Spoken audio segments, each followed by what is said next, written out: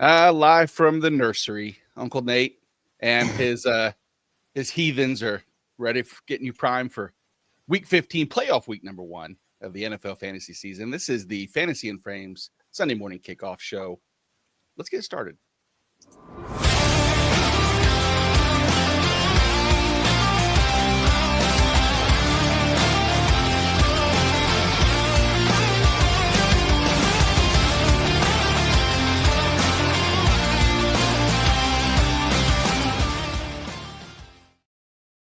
Good morning. Joining me as always, Jorge Edwards, Keith Fleming. Not as always, my nephew Noah is sitting in with us here, but I feel like I'm already. Wait, Keith, am I older? Am I the oldest of the group, or do you have me beat?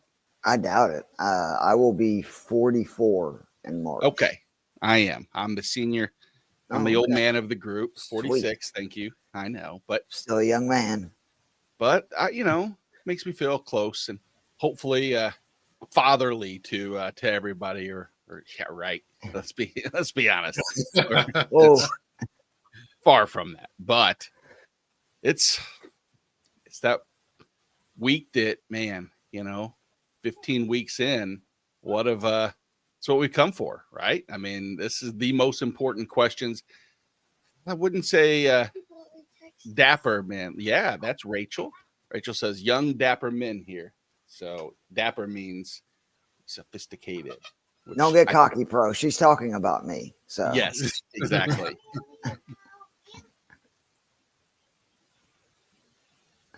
So this is going to be week 15, guys. We're here. Fantasy football playoffs are here for many people. Some people in various tournament leagues and whatnot, they started a little bit earlier in the season. But for all of you out there, since they made the expansion to add another game, this is your week 1. So we're here for you. But regardless if it's your first week in the fantasy playoffs or your second, the information we're going to provide today is going to be pretty important. So all right, Larry David. Thank you. Exactly. We got Willpower in the chat. I got you by 1 year, Nate. Curses. So Willpower is I feel like on every single show now. He just shows up all the time, and we just love to see it. We love to see Charlene every week here. I used to love to see Charlene until she literally just came to the show Tuesday to see me take a pie in the face. I thought she was going to be the one person there to support me in my hour of need, but no, she was also just there to see me get my come-ups. So you did it so well. You handled it so well. I was proud of you, man. That was a good job. Yeah, no, we do sometimes is we'll have what they call a pie bet, meaning this. Jorge, for example, will bet me that say a certain player is going to do better than another certain player.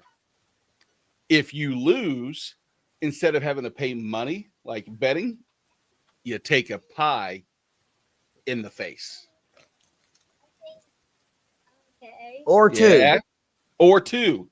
Jorge cheated and took 2 little mini pies, but to the eyeballs. To the eyeballs. But that's maybe it's a little bit better than taking betting for money. It's more funny. It's funnier. That's the right way to say that. We don't have any pasta. We don't have any pies. Well, my eyes would disagree. They were burning for about 3 hours after the show ended. And also, again, my wife enjoyed it entirely too much, like way too much. She was like, when are you making another pie bet on the Falcons? Because she knows I'll lose that one too. So, gotta love it. Got Albert in the chat. Good morning. Good morning, Albert. Speaking of somebody who's always here helping us here, at Fantasy and Frames, appreciate you tuning in. Guys, should we get to some questions? I got a couple already popping up. All right, we got Jonathan Santiago on YouTube. Welcome, Jonathan. Good morning. I need to start one between Ridley, Keenan Allen, McCormick, or McConkey if he plays full PPR. Let me see here. Man, if all are healthy in the PPR, it's either McConkey or Allen, and I'm leaning McConkey. Keith, as the resident Georgia Bulldog fan here, would you be on the same wavelength, or is there somebody else here that you maybe be looking at? I mean, the only concern I would have is I believe none of his other players are the afternoon game. I believe those are all 1 p.m. Starts, where Ladd is at 4. So I always get leery about, starting somebody where you have no pivot. So Ladd is, to me, the answer if he plays. Mm-hmm. If he doesn't, I actually really I think that the Bengals have proven they're also one of the worst pass defenses in the NFL, but you have the added benefit of their offense is going to score 35, 40 points. So that means that I know it's been rough.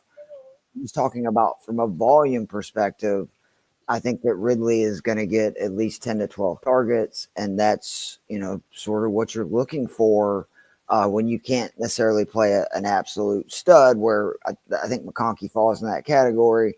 Keenan Allen, a little concerned what I saw from the Bears last week and the Vikings. They blitz a lot, and Caleb Williams has not been the best under pressure and when blitzed this season. I find that hilarious because at USC, that seemed to be what he was really, really good at, broken plays and making plays on the run and on the fly, and how that hasn't really translated into the pros. I don't know. I find that funny for some reason. He'll be fine overall. A lot of that, I think, is it's a lot more advanced blitz schemes than what he was seeing at college. And then also just the players that are actually blitzing, and providing that pressure a lot better at getting to the QB. So I don't think overall it's a concern. It's just something that I would be worried about. But I will say, too, that if you like Keenan Allen, Vikings are bottom 5 versus number 1 wide receivers on opposing teams, number 2 wide receivers on opposing teams, and number 3 wide receivers on opposing teams. So it is a really good matchup. Now, now if you're worried about McConkey. Oh, yeah, that's right. I'm sorry. He could pivot to that. So that's actually exactly what I would do. I'm sorry, Jorge, because they're Monday, right? They're Monday, yeah. Yeah, that's what I would do is I would want to play Ladd, and then I would just pivot to Keenan Allen, because you're right. I'm sorry. That's a good call. Yes. I think I would go Allen in this matchup, given the fact that the Vikings give up the most fantasy points to the wide receiver position. But Ridley, you bring up a good point for Ridley. But I think the question Nate is dying to know, or dying to ask here, is the hyphenated god, Nick Westbrook-Akini, does he bounce back from his miserable performance that he had just a week ago? Yeah. No, there's no bouncing back. That's his typical performance. I know. I'm aware. I never said he was good. He did almost have 2 touchdowns last week. One literally went off his hands. The other one, where he was targeted, it didn't matter. They called it back on. I think it was like an offensive holding. But I was very disappointed. Not so much in him as I was just the Titans offense in general, because one of my favorite plays in DFS last week was Will Levis, because, I mean, if you can't throw on the Jaguars, who can you throw on? So maybe Will Levis, there may be real issues for the Titans. They may be drafting another QB. Let's put it that way. Yeah. Where they have to pick right now if the season no Give top me 5? 1 second. I got that open right here. I can tell you. Let's see here. League. They would be the 5th pick. So you got right now the Giants, Raiders, Panthers, top 3, then the Pats, Titans, Jets. But what's insane, and this is what I was talking to Joe Matz about, how are your Giants going to screw this up? You got the Raiders and Giants with 2 wins, and then there is 6 teams with 3 wins right now, and then the Bears there with 4. The Giants will squeak out a couple somehow victories here and really ruin everything. But I wouldn't be shocked if they end up with the first pick and the whole Shedeur Sanders scenario unfolds where he won't play there, and then they're forced to whatever that. I've heard rumblings of that scenario that. Well, we saw the video, right, of him throwing to Malik Neighbors. I think it was this weekend. Yeah, right after the reports that he wouldn't, that Dion doesn't want him to go to New York. So it was odd timing for that whole thing to play out, or maybe it wasn't. Who knows? Maybe it was all posturing. All right, so we'll go back to some questions. Sorry about that sidebar. Jim R. I want to hope that it's Jim Ross of WWF fame, but it's My not. God. Yeah, he should have typed That's what it is. Jim Ross wouldn't. He would have well, a yeah. much better question. Intro. Yeah, well, it's a good one. You pick one wide receiver, PPR Ridley. Like we were just talking about Keenan Allen, Jalen Waddle and Amari Cooper. Allen and Waddle actually have really good matchups this week, and Waddle has surprisingly been doing really well down the latter stretch of the season. Over the past 3 weeks in PPR scoring, he's been the wide receiver 9, averaging 20.2 points per game. Let's check up some consistency here, whether or not this is a situation where it's just a blow-up game. No, he's at versus New England 28, Green Bay 11, the Jets 21, and we got Houston here, who's number 3 in fantasy points. Number 4 in fantasy points allowed. I think the fact that the Dolphins' running game just seems to be stalled is good for Waddle. The question is the running matchup here against Houston? I don't know. Does it become a little bit more balanced, I guess, for Miami, and therefore you see the decrease in passing volume? Because we've seen Tua just since he's come back from injury, just tear it up. And the passing game has been I don't think it's going to change this week. Texans, one of the toughest defenses in the NFL to run on. They're a pass funnel. Like teams actually just throw on them because they can't run on them. So I think that's definitely a plus. But I mean, if you're talking about like upside, Jim, I actually think Amari Cooper is the guy out of this group. We all expect a lot of points, and the Lions-Bills game, obviously. And then the big thing, the Lions run man at, I believe it's either the highest or second highest rate in the NFL. Amari Cooper is a man eater, somebody who just absolutely torches them. 14 targets last week. I know that Keon Coleman didn't play, but still 14 targets. I thought that was significant. He had 13 the first 3 games with the Bills. And then the first read target share was a big thing for me, over 50%. So they were designing plays to go to Cooper. So I think Cooper is like the upside play. It's a little dangerous, but like if I wasn't going Cooper, I would go with Waddle because he also had a good game week 1. If you actually look at it, I think it's like 4 out of his 7 games now with Tua as the starter and playing the entire game. Waddle's had a really good, solid performance. So I would probably go Cooper 1 and then Waddle 2. 40% man coverage. The Lions have been running it. Yep. Yeah, just an implied point total and just the script of that game seems to be favoring Amari Cooper, and I like Waddle. I think I lean a little Ridley over Waddle as my secondary choice. Just volume. In Miami, really since Tua has come back, I mean their pace of play is surprisingly slow for being what I would consider this up tempo offense, and with the focus really the Tyreek Hill emphasis. And I don't worry about Waddle necessarily, like Cooper Cupping you or anything to that extent. I'm sorry, that's now an adjective, unfortunately. Too soon for some people on here. Well, if you had any piece of that game outside of Puka or Kyron, Kyron was the only piece in Scott Fishbowl. I felt like I gained a ton on everybody in that this week. So I definitely feel you. I was mostly saved from that game, but yeah, I think we're all in agreement that Cooper, or at least we're 2 out of 3. Cooper is the choice here. Yeah, I think that sounds about right. Cool. Let's see here from Jordan F in the chat. Addison or Judy in the flex this week? Mr. Yellow Ball, Jameis Winston getting at the Jerry Judy, who's been the surprise, I want to say, of the wide receiver position this season, or Jordan Addison is coming off of a 3-touchdown performance going against the Bears. Their secondary is no joke, right? I mean, they've been pretty solid. Well, yeah. So yes, they are for sure. I think it's pretty safe to assume Justin Jefferson's going to get the Jalen Johnson effect. And last time they played, Addison had a huge game.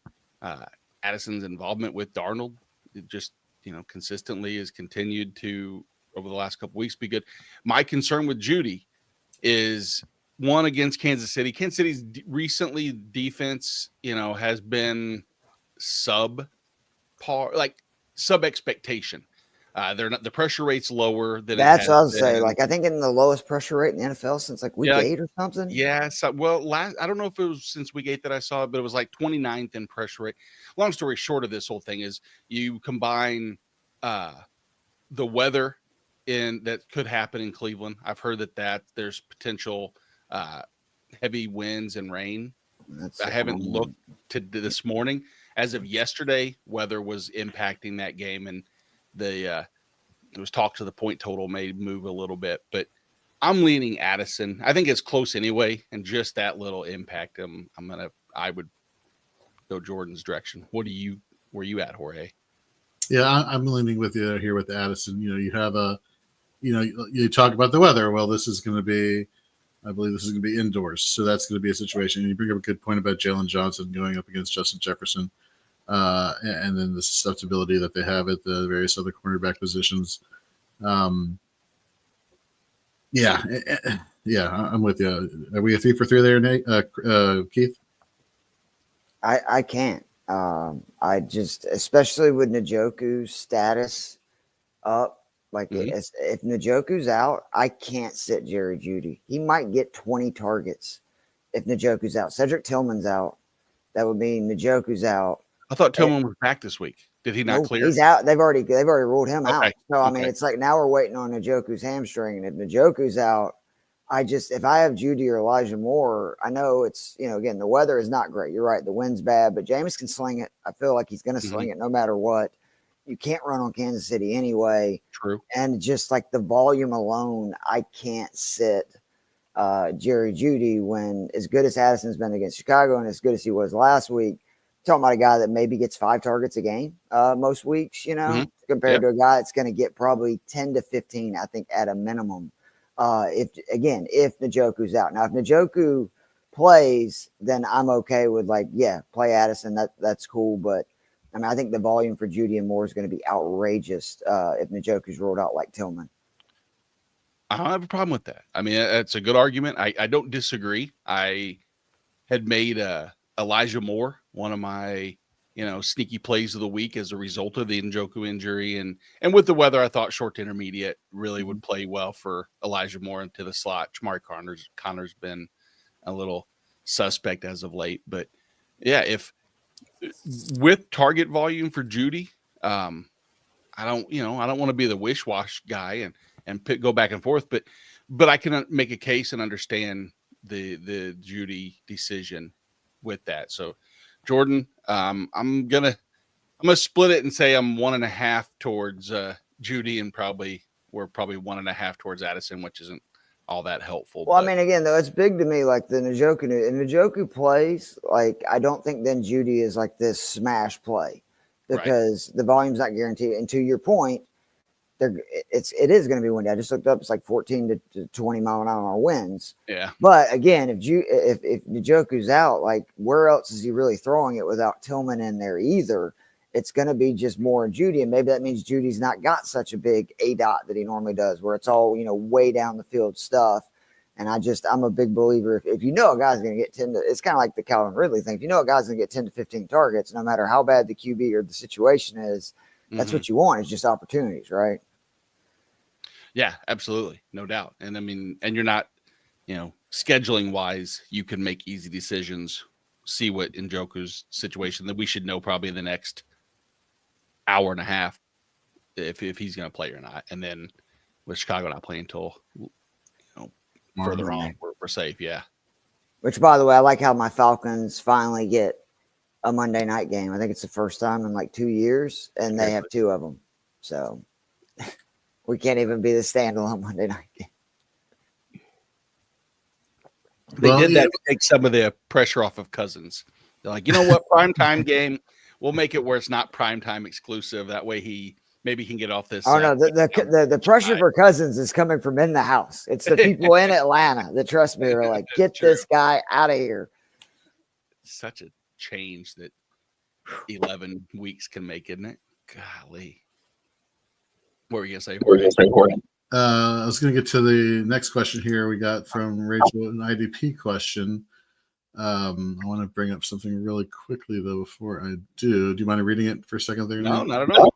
So Rachel's a friend of ours, and she always comes on every Sunday morning and asks us questions. And so everybody over here, friends of ours, we just, we know Rachel in person. So she asks Nick Benito, who plays for the Denver Broncos, or Brian Burns, who plays for the Giants, at defensive position. And then you have to choose two other ones in between Nick Benito and Burns, or Kenneth Murray, Keyshawn Nixon, or Maris Leafu. Burns, I would probably agree with you on Burns there. But Nick Benito's been pretty solid. He's good edge rusher. You gotta look at when he's looking at this. So what Jorge is going to look at and consider when you're choosing at defensive line, he's going to look at situational. Who's he going to line up against? And is the opportunity for a sack to get to the quarterback there? And are they going to be, leading in the game where maybe they'll have more pass rush opportunities and scenarios like that? You'll get there eventually. This question's more advanced than some of the other normal, offense questions. Where he's going to answer. Listen in. Yeah, so I guess with IDP leagues, it's always tricky because you got to figure out, is this a situation where you get a lot of points for sacks and whatnot versus do you get, and by what do I mean by a lot, 4 or 5 points for a sack, versus a league where you get 2 to 3. Mm-hmm. That kind of, and then of course what you're getting for solo tackles. So traditionally in a balanced scoring league, where there's not much discrepancy in point values between big impact plays and tackles, I would just go linebacker heavy in the situation. Now, Marius Leafu came in replacement of DeMarvion Overshown when he tore his knee up, which I'm still. I know it's a rough one. But if it's a big play league, then I would definitely go Benito. Kenneth Murray was out last week, but he's coming. He's got a full week of practice and participate this past week, so that is definitely an option. So I would go Murray and Benito just because I don't know what Leafu is going to do. He had low tackles when he came in. He got 1.5 sacks, which is why I think he had a quote unquote successful fantasy performance in limited snaps. But we just don't know what the snaps are going to be with him going forward. So I'd rather trust somebody that I know has shown promise. Now in cornerback specific leagues, I like Keyshawn Nixon. This guy's just flying around the field for Green Bay, just doing it from every position, whether in the slot. He's pretty much been the only cornerback who, while he's plays mostly out wide, has been playing in the slot also. And he's been great over the past month, but I'm going with Benito and Murray. What about you, Nate? Yeah, I'm right there with you. You were correct actually with Leafu. The 2 sacks, honestly, over 7 pass rush snaps total. So I mean, a 30, almost 35% sack rate isn't exactly something that I want to bank on, and I don't trust. So what's the deal? And forgive me for being out of the Cowboys linebacking rotation loop, but with Damone Clark at all likely to take any of the snaps from? He just worked himself out now. Yeah, I think he worked himself out. There hasn't been a lot of Damone Clark talk amongst the beat reporters so far. It's been kind of just let's look to the future a little bit with Marsden as a rookie here and see what we got. Yeah. Obviously, it starts with Eric Kendricks. He's the guy who's been leading them. But yeah, so I mean, we saw Leafu take most of the snaps, not Damone Clark when Overshown went down. So took all of them. Clark didn't even get a single snap. So there you go. Yeah. Let's see here. Okay, so hopefully that helped out, Rachel. Thank you for the question. Willpower. First of all, you have a question here. Did I get your email? I did get your email. Yep. Sorry, I apologize. Didn't respond yet, but yes, I got the address and I will be sending you some swag. Thank you very much if you're staying up late with us on Shoot the Gap. We always say we'll go an hour. We end up going 2, and JT and I, we get on tangents. What can I say? 2 hours long. On Wednesday nights. It literally it goes for an hour and a half to 2 hours, and then JT and I get off air, and we're like, all right, and it's midnight. Oh, yeah. Tomorrow's gonna be rough. But I digress. He says, I basically have one question, and that is, if you have an option like I do to pivot away from Bucky Irving, do you do it? My options are decent. Like, how do you, if Bucky Irving is expected to play per Adam Schefter last night, he didn't do so hot last week, right? And I think he was also injured last week. I don't know whether he got injured last week or he went into the game also dealing with an injury. I don't know if it's the back was the major concern. I know, and I think I didn't actually hear them say if he re-aggravated an existing injury or if it was an all new injury that has lingered now through this week. Right. The Chargers have been pretty good over the course of the season against the run. I believe they are the 1, 2, 3, 4, 5, 6, the sixth most tough opponent when it comes to fantasy points per game allowed. So I guess whatever your decent options are, that I would love to know what those are. But if at the end of the day, you're the one who's setting the lineups, right? That's what we all do. We all can take. I'm sitting him in Scott Fishbowl, and that's really tough. I mean, we're at the near the end, and I just I survived last week a 4-point game from him, and feel very fortunate about that. And I don't even particularly love the replacements that I have, but it's too scary of a situation for me because he played last week. It was the exact same situation. He took a hit, his back, stiffened up, and then he was out of the game. And it's hard. It's very, very risky to play Bucky. I know how great he is. He's the 2 leagues that I'm left in, the Scott Fishbowl and one of my, big money leagues is Bucky Irvin's as responsible as anybody, but I can't trust him right now. Nope, I can't either. At the point now where even decent options, I'm looking at, I think I would even Tyrone Tracy against Baltimore. I would rather start Tracy over Bucky. I think I would start Sincere McCormick over Bucky. I think on the opposite side of that game, Gus Edwards is probably about my spot where it starts getting interesting. Anything outside of that, it starts. I think we're in the same role. I think the Kareem Hunt, the Tyjae Spears, depending upon. I think Pollard's going to play, right? He is going to play, yeah. Okay, yeah. Braylon Allen, those type of players that are kind of in that split workload and blah. So, not to pivot it directly to his question, but Ken is in the chat, Sonnenberg, and Ken has Irving and Charbonnet, and I think Charbonnet's I think even with or without Kenneth Walker, I would start Charbonnet over Bucky. Walker's out, right? I think they've already ruled him. Well, yeah, but I'm saying even if Kenneth Walker was playing, I still think I would. Top 10 running back all 3 weeks that Kenneth Walker has missed this season. Zach Charbonnet has been a top 10. That was something I said last week answering these questions where I felt pretty confident, and he went out and had a monster game. I just with his pass catching upside, I think that Charbonnet is a very safe play because he's going to play 90% of snaps. I can't get out. You don't have that. All right. So yes, pivot if you can. There, Will. All right. QK16 in the Fourth and Frames Listener League podcast league. Going against Jorge this week. So question for the other two. Wow. Josh Downs or Adam Thielen in full PPR. Okay, you're going against me, and I'm still going to tell you the right answer, and it's Adam Thielen with no Trayvon Diggs out for the season for Dallas. This game has sneaky offensive scoring potential, but I'll let the other two there, Quentin, okay, answer the question. My most played by far wide receiver on DraftKings this week is Adam Thielen. I was all over him last week. He is somebody who in 22 starts with Bryce Young, 12 times he has scored 20-plus points in PPR formats, including the last 2 weeks.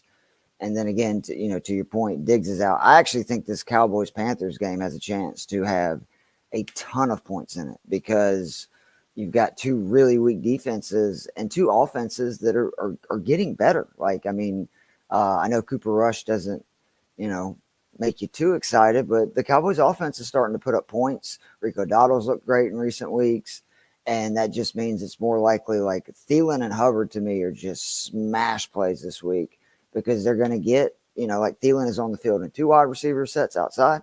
He's on 3 wide receiver sets in the slot.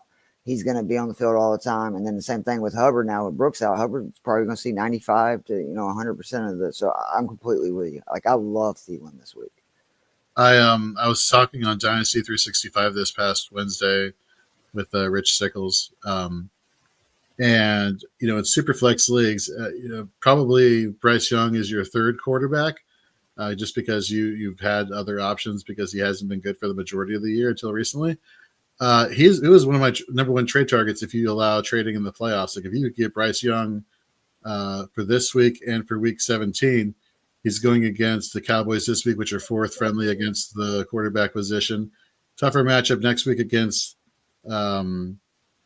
Arizona, which they're 22nd, and then number 1 against Tampa Bay again in week 17 in the playoffs. Like, he's my super secret cheat code for the fantasy football championship, playoffs championships.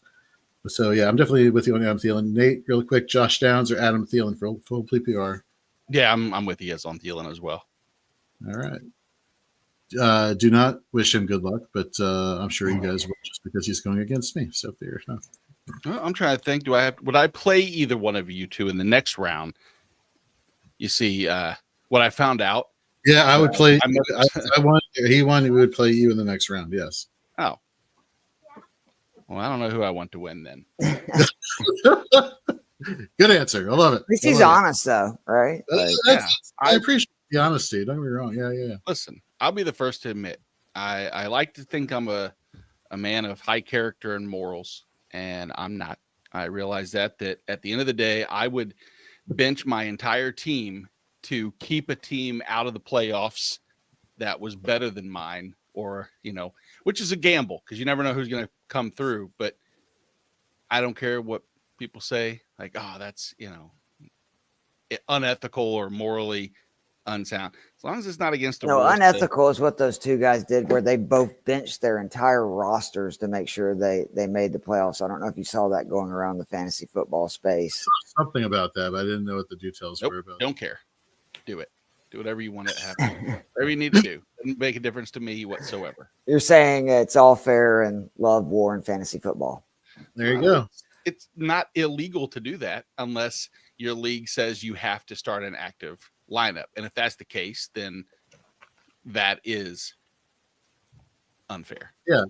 Well, you know what? To the people who complain, I say maybe you drop a league constitution, like a lot of leagues do, and put in these details just for specifically these type of reasons. In one of my home leagues, you guys know Jeremy Noble, attorney.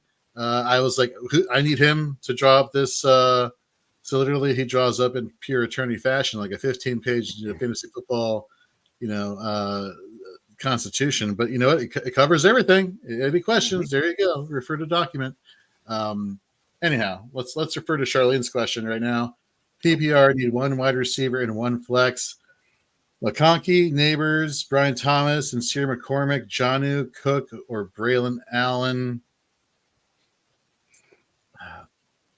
Over under for the Buffalo Detroit game makes me want to get a piece of anybody for Buffalo. But we're talking about PPR, right? So we're not talking. We need to get some receivers in here, at least 1 receiver. Again, if McConkey is healthy, it's hard for me to go against him just because he's pretty much the funnel there for the Chargers. I would go. Ladd would be the wide receiver for me. I would pivot to BTJ if you're concerned about Ladd's health, or you hear news that he may not play, because last week the Jags threw it 11 times in the second half. Brian Thomas was targeted on 9 of them, and he caught 8 of them. Facing a Jets defense to give up a bunch of big plays, over 20 plus yards, 5 of 40 plus, and he is top 20 in yards after the catch and deep targets. But the flex for me, it's Jonnu Smith. Everybody's looking at this Texans, defense and that matchup. They're not that team. Like, they're a pass funnel. Like, that's what they are. It's much easier to throw on than it is to run on them. Last 4, like, how many wide receivers have had 34 targets, 28 receptions, 345 yards, averaging over 23 points per game? And again, it can be misleading with these stats, because if you look, they've played a ton of teams like the Colts, Vikings, etc., that they don't throw to tight ends. And just in their last 5 games, Evan Ingram, 7 receptions. Chigo Okonkwo, 70-yard touchdown. Sam Laporta, 66 yards and a touchdown. And the Cowboys tight ends, I need to remind you, combined for 11 receptions for over 100 yards. I love Jonnu Smith. Like, I have him again in a ton of DK lineups, partly because I think he's going to be low on because people see Texans are 7th versus tight ends. They haven't played any. And when they do play good tight ends, they've been getting cooked. So I would go with, again, McConkey or BTJ for the wide receiver, and I feel very good about Jonnu as that flex, especially in a full-point PPR. It's kind of hard to go against that, and I'm looking at, Sincere McCormick as an option here, and it's not somebody that I would recommend, and it goes back to what, Nate, you were talking about on Fourth and Frames on Wednesday, and that is, Atlanta is actually pretty tough against the run, and, so that kind of like takes him out of the talk. Yeah, I'm with you, man. You're selling me on Jonnu Smith right here. Definitely McConkey and Jonnu Smith. Jonnu has been heavily incorporated into this passing game for the Dolphins, and that should not change, hopefully, going forward. Yeah. Or I have no reason to go away from exactly what Keith said with Jonnu. I mean, why am I having this non-recency bias to leaning towards Neighbors and wanting to think that, with DeVito back in, that's going to be some kind of upgrade somehow? It's their offensive line. Like, since Andrew Thomas has been out, they can't throw the ball down the field because they don't have time. And that's why people are saying Neighbors is falling off. No, they just can't literally have enough time to throw the ball down the field. So that's why I like Wandale in this situation, to be honest with you. I just feel like they get the ball out quicker to him than they would setting up a deep pass to Malik Neighbors. I really like Bellinger this week as well. If you're looking for somebody like on DraftKings, or if you're desperate for tight end, he saw 7 targets last week. Theo Johnson, who's on IR now, he saw 6 targets in the only start that DeVito made. I'm with you. Like 18 targets last week to Wan'Dale Robinson and Bellinger. And that just, to me, screams they can't, like, they have to get rid of the ball in a second or they're taking a sack. Exactly. And even if he gets, even if they can get 9 targets his direction, 8 targets, they're going to be contested just because I think it's going to have to get rid of it fast. So they're going to be so short to intermediate. Maybe he goes 6 for, 56, which is fine if you're looking for 11 or 12 points. But I think the upside, like you said, with Jonnu, is that every week that's been the floor now for, past 4 weeks. Yet another screw up by the Falcons. Remember how we all were like, how dare the Falcons throw to Jonnu Smith over Kyle Pitts? It's like, well, maybe we should have just kept Jonnu Smith because he's a bad man. And that was Jonnu over, Pitts and London. This is Jonnu Smith being Jonnu Smith with Tyreek Hill and Jalen Waddle and Devon Achane. And it's impressive. Bill Belichick somewhere going, see, I told you guys when everybody laughed at me when I signed him, I knew what I was getting. He just, if you remember, Smith was like hurt that entire year. I think he saw this potential in Smith that nobody else has particularly seen. Belichick is not just somewhere. He's on probably a beach in Carolina with his 20-year-old girlfriend telling her, he's like, see, I told, and she's on Instagram, and he's like, sorry, never mind. And he went back to his book and was reading. He's like, I'm making a TikTok, Grandpa. Like, give me a second, okay? Exactly. I have $20. Terrible. All right, Jordan. By the way, everybody who's in the chat, our various chats on our social medias, thank you. We will get to all your questions. Appreciate you being patient. If for some reason you are in a time crunch and you need to get a question answered really quick, don't forget we have the Super Chats function over on YouTube, and we will definitely prioritize your questions first. But let's get to Jordan's question right here. He's been waiting a while. Devonta Smith versus Pittsburgh or Rome against Minnesota? For me, it's Devonta Smith. Pittsburgh is just really tough against the run, which makes you think this is going to be a bounce back Jalen Hurts week where he kind of starts airing the ball out a little bit more. That's what I mean by bounce back, not necessarily from fantasy. Obviously, he has the rushing upside. Mm-hmm. I'd go Devonta Smith in the situation. Rome is one of those players who will be great when it's his time. I don't think it's his time, his rookie year, with both DJ Moore and Keenan Allen on the roster. The issue, too, is just for whatever reason, Caleb, when he targets him, it's so much more inaccurate than all other pass catchers. Like, I don't totally understand what it is. I'm with you, especially the big thing for me with Devontae is the fact that Goddard's out.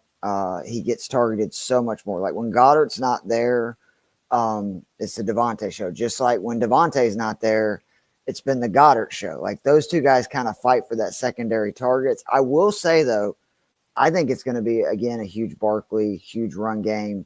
PFF has the Philly offensive line versus the Pittsburgh defensive line as their second biggest advantage this week of offensive versus defensive line. So, if you're worried about Barkley, I wouldn't be. I still think the Eagles will be able to run it, but I do think they're going to have to throw it. And again, the two games, the last 2 weeks without Goddard, he's seen 6 targets in both of them. He caught a touchdown last week. Obviously, he can do that again.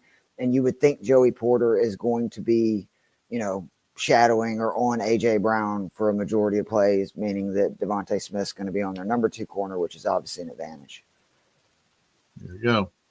Shirley in the chat. Megala Bowl playoffs. Is that the fantasy footballers? I think that is their tournament. Nita Flex, Elijah Moore, Sincere McCormick, Billy Jones, MVS, or Juwan Johnson. I'm assuming she's referring to the tight end of the New Orleans Saints. Yeah. I don't want to speak for Nate, but let's just say he's been a huge fan all season long and in the preseason of Elijah Moore here. Sincere McCormick does have the tough matchup against the Atlanta Falcons. Billy Jones, he had a great couple of stretch, then a couple of games inconsistent for me. MVS, man, let me tell you, I'm still like traumatized from the goose eggs that he's been putting up over the course of his career in recent years. But you can't kind of deny what he's doing with the Saints here. Or can you, Keith? I mean, I think he's got another great matchup because I expect the Saints to be down and throwing. But again, in this kind of situation where I want, guaranteed volume, Elijah Moore is probably it's just hard to envision him not getting 8 to 10 targets at a minimum. And it's, again, if Njoku's out, it could be 12 to 15 targets, even if Njoku plays. We've seen since Tillman's been out, he's consistently seeing 8 to 10 targets. I do want to say about Vele that his has been a real man zone split where when they play man defenses, he does nothing. When they play zone defenses, he's very good. The Colts play one of the highest zone rates in the NFL. His target rate goes up over 6% versus zone. The big thing, his fantasy points per target go up 0.76 points per target. He technically has a higher target rate versus zone than Cortland Sutton. And he scored 10 plus points in his previous 3 games, all versus zone heavy teams. And that was with just 1 touchdown being scored. But again, as much as I like Bailey, again, he's one of my favorite DFS plays this week. He's very cheap, 4,200.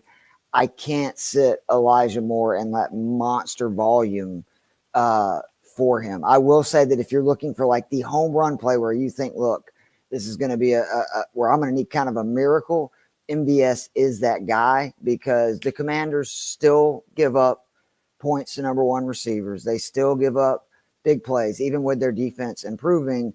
And we've just seen that their offense is so good. I think it's going to be a lot like last week versus the Titans, where it wouldn't surprise me if they hang 30 on New Orleans in the first half. And it's a deal where New Orleans is just in chuck it mode. Now, the problem, though, with why I'm like so leery of MVS is the fact that, do we know, is it Hainer? Is it Rattler? Like, either way, it's not a QB you really want. It's Hainer. It's Hainer this week. They declared him the starter. So, yeah. I'm waiting for him after he scores his first touchdown to hit them with the magnum, like he's doing. He hits the defensive lineman who's charging with the magnum, and then all of a sudden the lineman, like the Ninja Star, stops mid pass rush. For those who get that reference, thank you for getting it. For those who don't, you're way too young. What are you doing? Go watch Zoolander. Anywho, let's get to John Curtis's question here. Thanks for the question here. Full PPR, sit one, please, between Neighbors, Ladd, Bucky, and Pollard. Thank you.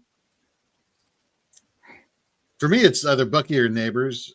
But No, I think that's right. I mean, you got it, but again, you need to assume that. Like, I need to know Lad's plan. Like, hopefully, the good news for him is Lad and Bucky are at 4, and I just personally, because again, you don't want to get stuck where you have no pivot. I would probably leave it for Lad, Bucky, and end up, sitting Bucky out of the two of those. If say they both are a go. John, like, I'd feel so awful because, like, if I was just ranking these guys, it would probably be Lad, Bucky, Pollard, and I would sit Neighbors. But again, with Lad and Bucky status questionable, and they're both being 4:00 starts, like, you're screwed if you do that. And then say the worst case scenario, they both end up being held out. So I think I would have to recommend doing that. It's not great, but sometimes, strategy is a part of it, and you just don't want to be left holding the bag. No, 100% agree there. I would sit, me personally, I would sit Neighbors out of all three. All right, let's go. Thank you very much for the question. We got Caesar in the chat. What's going on? Baker or Love? Ooh. So here's the thing. Had Zadarius Smith not just had his way with Green Bay's offensive tackles last week, I would be 100% fully confident Jordan Love, because the offensive tackles for the Green Bay Packers up until last week, over the past month, had not given up any sacks, and their pressure rate was really, really low.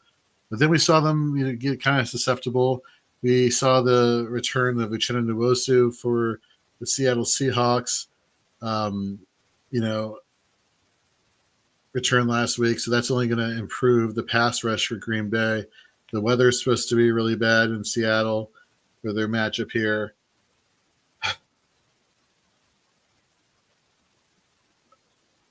I think I'm going to lean Baker in this situation versus the Chargers.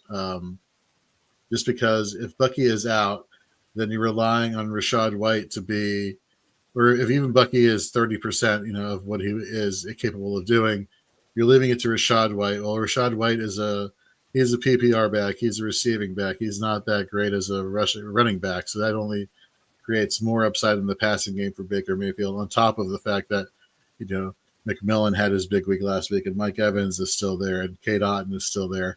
I'd rather have that confidence, not to mention that's going to be indoors at SoFi. So, give me Baker in the situation. What about you, Keith?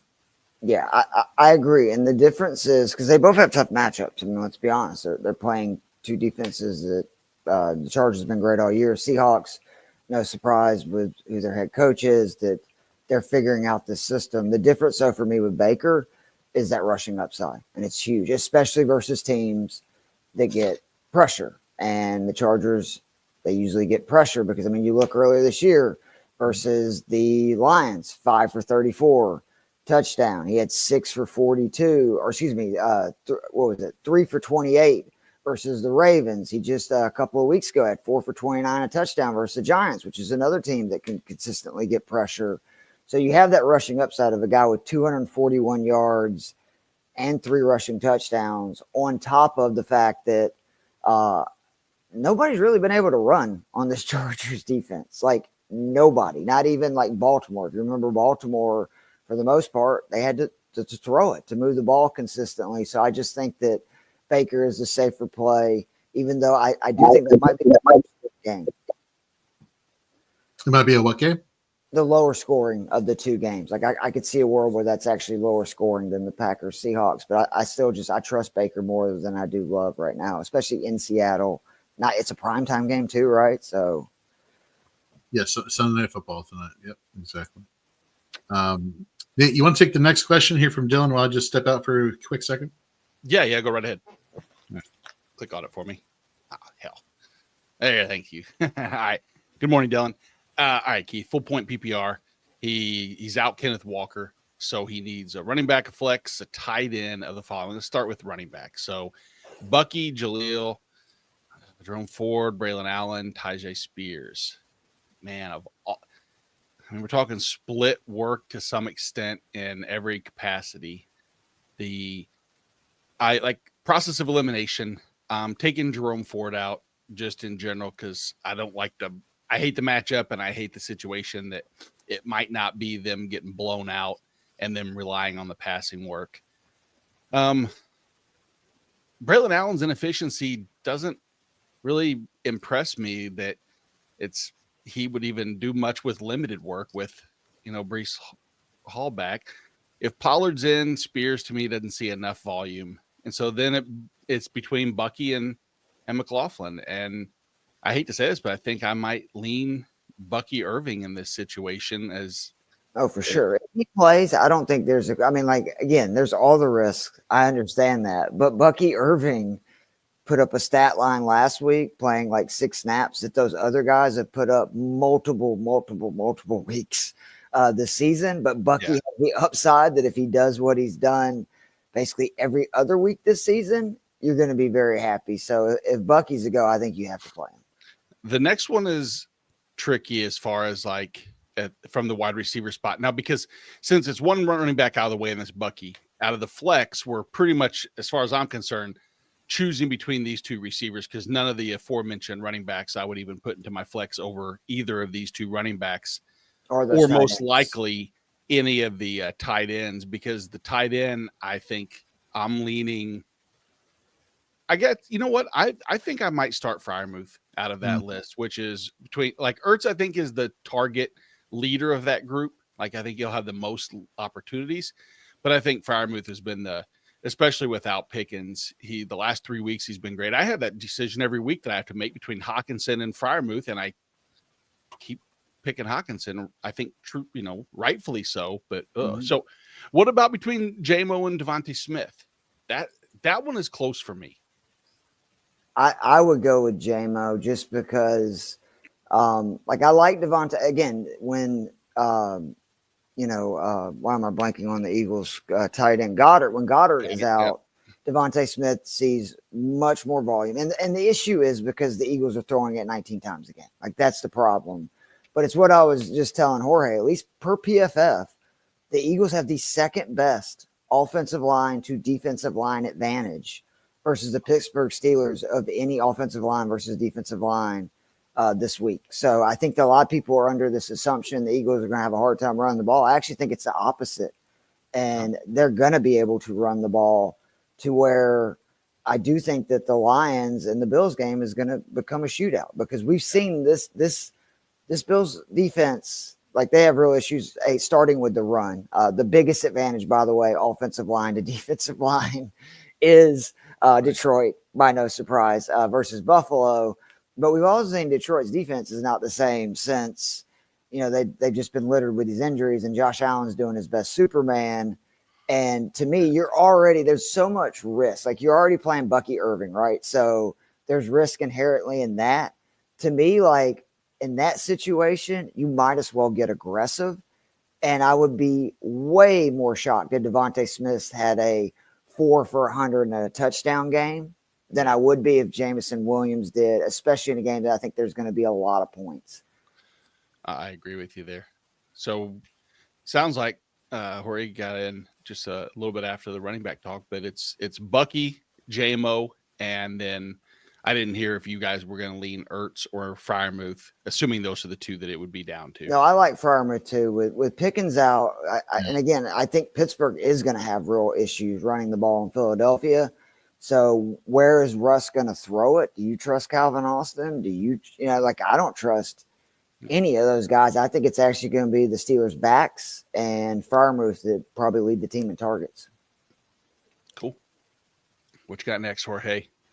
All right, let's go to Charlene's question here. PPR, need 2 flex. Tucker Kraft, Bucky, Romeo Dubs, or Justice Hill. Debo got me 4, so I'm playing from behind now. Yeah, that sucks. So and it's one of those things where it's okay, you have Tucker Kraft, who has been streaky for the majority of the season, although the Thanksgiving game he had a pretty decent game. Bucky Irving, who's battling injury, but when he's healthy, is must start worthy. Romeo Doubs, the Green Bay wide receivers, you never know I mean, for goodness sake, Jaden Reed had 0 a couple weeks ago, so you really have no idea. Or Justice Hill. I like Justice Hill, to be honest with you, out of all these. I think he's probably the more consistent, maybe not the higher floor play or ceiling play, but I think he has the more stable floor out of these teams. I think Justice Hill is one of those that I don't want to say it's complete boom or bust for him, because there's a lot of factors at play that probably I think way too deep on this shit. I'm gonna throw a cuss word in there just because it exemplifies. I can see a script where they're so far up that they take Derrick Henry out of the game. Justice Hill plays sparingly throughout the first, second, and occasional downs, occasional drives, and then plays pretty much the entire fourth quarter and just picks up 70 all-purpose yards and 5 catches. I can see that. I can also see a world where they realize they want to, Derrick Henry's getting real close to, some records, and maybe they want to help contribute to that. I think that is probably out of the scope of what I should be thinking, but I see situations like that. So I do like Justice Hill. Hill and Bucky Irving are the two answers that I didn't think I would be saying, but I think that's where I'm at, especially. She's already, though, again, saying she's playing from behind, right? Exactly. So she needs, so obviously you have to play Bucky. He has the most, if he's obviously a go, because he's the most upside. And then like the Justice Hill, I completely agree with you guys. Like since the last 5 weeks, 3 receptions, 2 receptions, 4 receptions, 2 receptions, 4 receptions. So there's a floor. And then all of his best games this season have come against the worst teams versus the run. He had 21 points versus Buffalo, 13 versus Tampa. These are really bad run defenses. The Giants fall in that category. So, again, Justice Hill's another guy, like especially in multi-entry events on DraftKings at 4,800. I got him in a bunch of lineups because I do think Derrick Henry is going to feast, but I think that Baltimore is going to get up big. And then you're going to see Justice Hill and maybe even Keaton Mitchell, at times. Like they're just going to be basically running out the clock. So I'm with you. I think that like hearing the weather's bad and then the fact that it's a night game, like Seattle is one of the toughest places to play in the NFL. And I do have concerns. Like Dobbs is so it's hard to trust week to week any Packers receiver. And then the Kraft deal is he's so touchdown dependent. Like when he scores touchdowns, he's great. But if he doesn't, he basically gets you nothing. Yeah, exactly. So, all right, good luck, Charlene. I got Crispy in the chat. What's up, Chris? Jen's top of the day.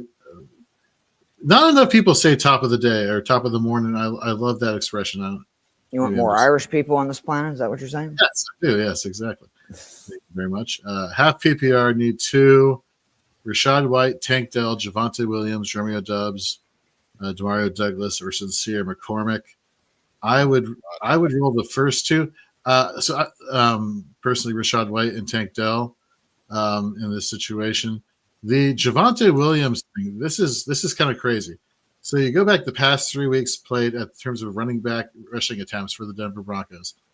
McLaughlin, 25 to DeJounte's 21 attempts. You go back the past 2 weeks, 21 for McLaughlin, 12 for Javonte Williams. You go back this past week, 14 for McLaughlin, 4 for Javonte. I think we're seeing a trend here, so I would definitely steer clear of Javonte Williams for Denver. In Dobbs, we talked about that with with the Seattle situation. McCormick, we've talked about all morning about the tough matchup, and Nate, you talked about him on Fourth and Frames. And so, who do you guys got? I agree with you on Rashad White, but I actually have Sincere McCormick. That's the second guy for here. And I know we're talking about the Falcons are good versus run, and that's true. Do you know how many running backs have eclipsed 60 rushing yards versus the Kansas City Chiefs this year? It's just one. You want to guess who that guy is? Sincere McCormick. So he has already proved, even against arguably the best run defense in the league, he can get it done. And in case you missed last week, Aaron Jones didn't have too much trouble running on my Atlanta Falcons. Sincere McCormick, I think, has also been involved a little bit in the passing game, which Falcons give up a lot of receptions to running backs. I think he is, like definitely the safe play out of those, because I don't trust any of that middle core. Like Tank Dell, nope. Williams, nope. Dobbs, nope. Douglas, you're going to get volume, but even on a good day, he's going to catch like 6 passes for 60 yards. To where McCormick, I think he could get you that kind of floor, but also have the upside to obviously score. And I mean, Antonio Pierce flat out said he has earned the right to be the lead back for this Raiders team. And a reminder, last year, Zamir White, in a very similar situation, earned the job and had a stretch where if you had Zamir White, like, you probably won your fantasy league. Now he's garbage now, and Nate tried to warn me all summer and I didn't listen. But it helped you last year in the fantasy playoffs. So I believe what Antonio Pierce says. So for me, it would be Rashad White and Sincere. Good morning, Colby Conway. How are you this morning? Morning, gents. How we doing? Doing good. Nate, I want to pivot quickly to what you were saying on Fourth and Frames, just to keep referencing your show this past week and all the shows here at Fantasy and Frames, especially on Fantasy and Frames Wednesdays and Tuesdays and Fridays. I was say, what the hell? Sundays and every other day we have great shows and great content going out. You mentioned Sincere McCormick in the tough matchup against Atlanta, and somehow and sometimes that he would be, players like him are a necessity to start, because at this point of the season, even if it's 8 points or so, and I think I'm saying what you were saying the other day, those are valuable flex points that you may have to be in a position where you have to start somebody like that, depending on the size of your starting roster. Mm-hmm. You still feel that way again this week? And especially in this particular assortment of players, I see I don't see a scenario where any one of Javonte, I'll leave Tank Dell's name out of it since Colby's here, and I don't want to, start off on a bad foot. But Shank Schmel, Shank Schmel, Javonte, Romeo.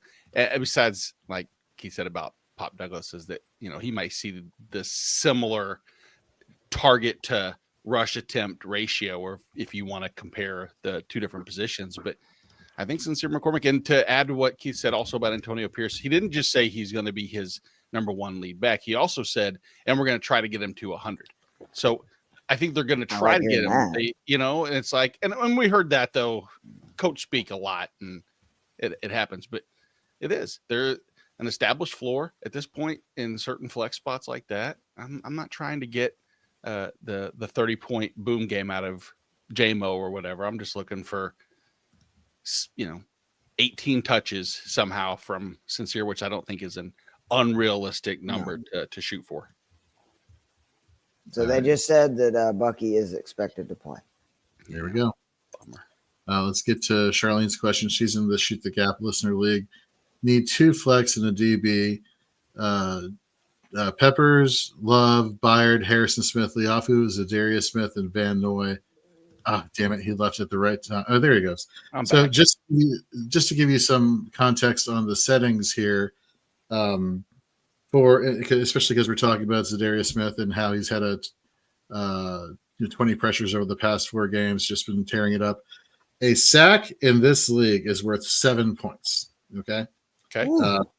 Interception is worth 7 points. Solo tackles 2, assisted 2.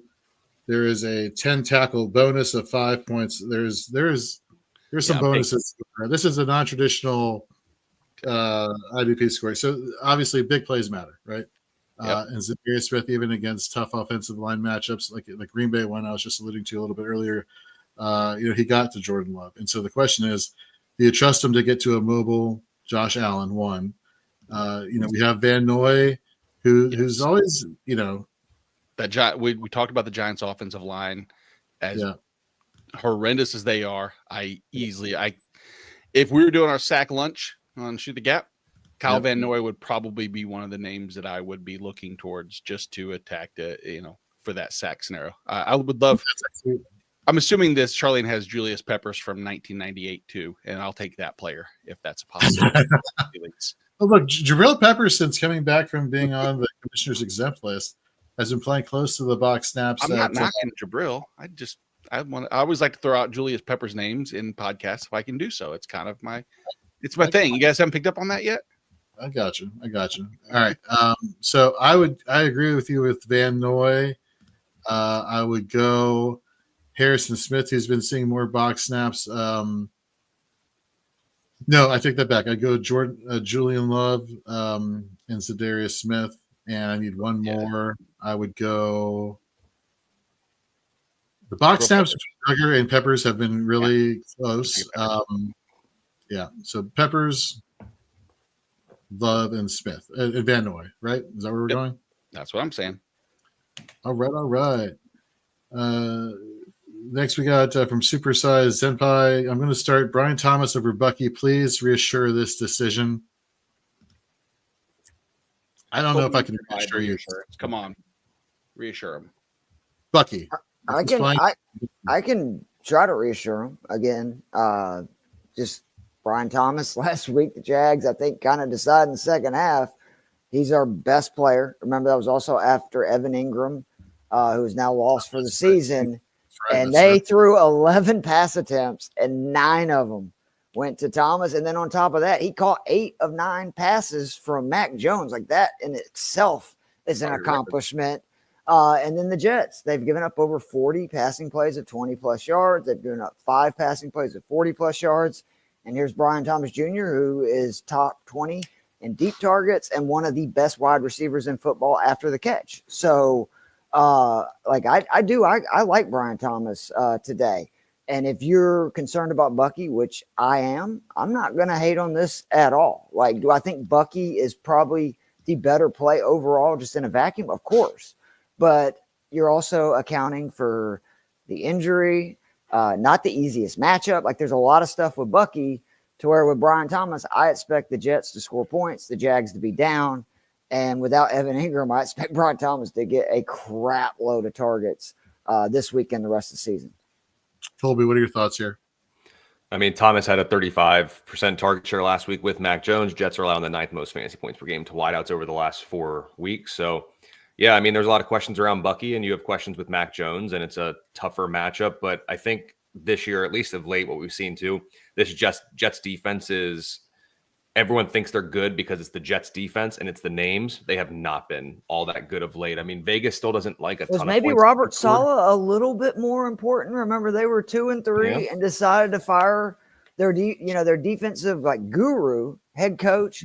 They've lost 6 one-score games since then. I think Saleh might have this team in the playoffs. This is like the funniest Jets thing ever. Yeah, so I don't mind Brian Thomas. I think it's a good spot, and like he said, they'll be playing from behind, so there should be some passing volume there. And this game, albeit a line of only 40.5, I would not be surprised if this goes past it. Like, Mac Jones can do just enough to do his part, and Aaron Rodgers can do the rest, because you just look on that Jets offense, it's good matchups galore. Yep, especially for the receivers. The Jags run a ton of man, and both Adams and Wilson eat man defenses. You could tell me there was going to be 70 points scored in this game, and I still wouldn't want to watch 2 minutes of it. So, next question. All right, Supersize Senpai. I'm planning to start Bo Nix over Kyler Irving. I think he means maybe Murray, unless I'm the one who's. Yeah, I think that's what he's saying.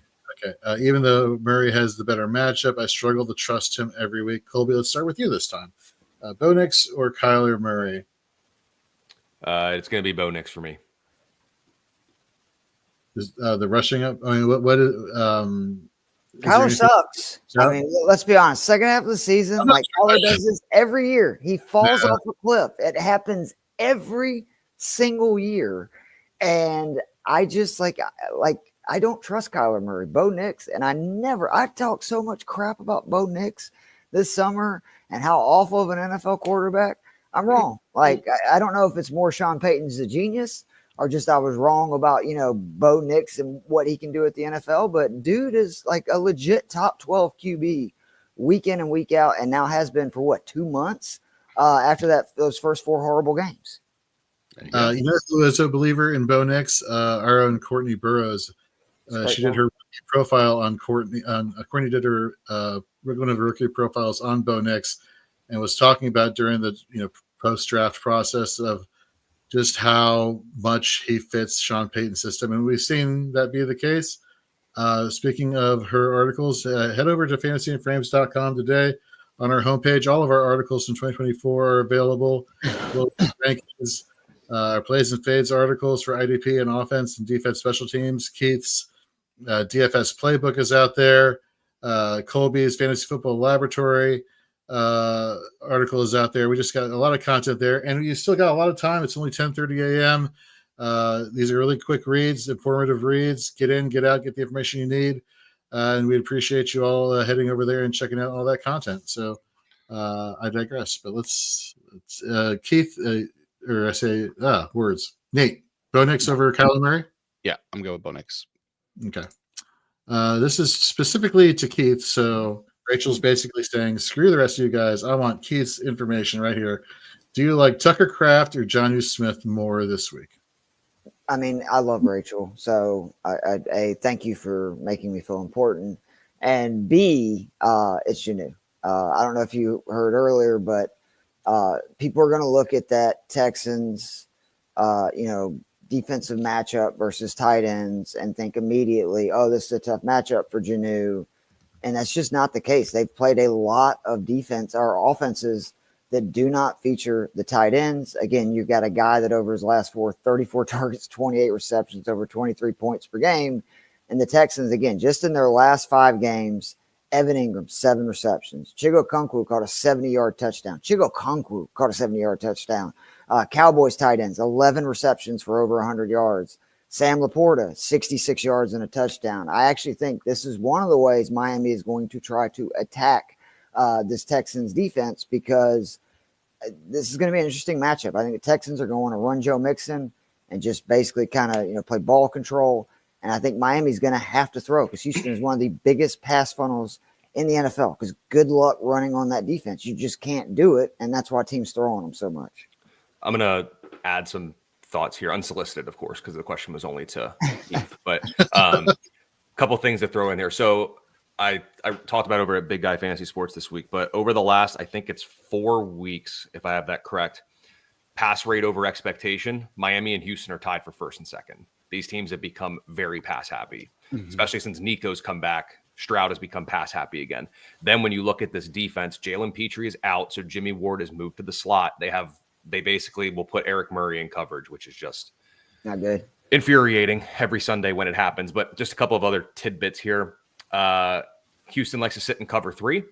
Jamar Chase and Puka Nacua are the only players who have a higher fantasy point per route run than Jonnu Smith against cover 3. Wide receivers and tight ends. Then you go to what Houston also likes to sit in is cover 4, and Jonnu is actually 7th in that department, behind only Drake London, Austin Hooper, Brock Bowers, AJ Brown, Christian Watson, and the best wide receiver in football, Nico Collins. So it's a really good matchup for Jonnu Smith, and we saw it last week. Remember, he had 0 points in regulation.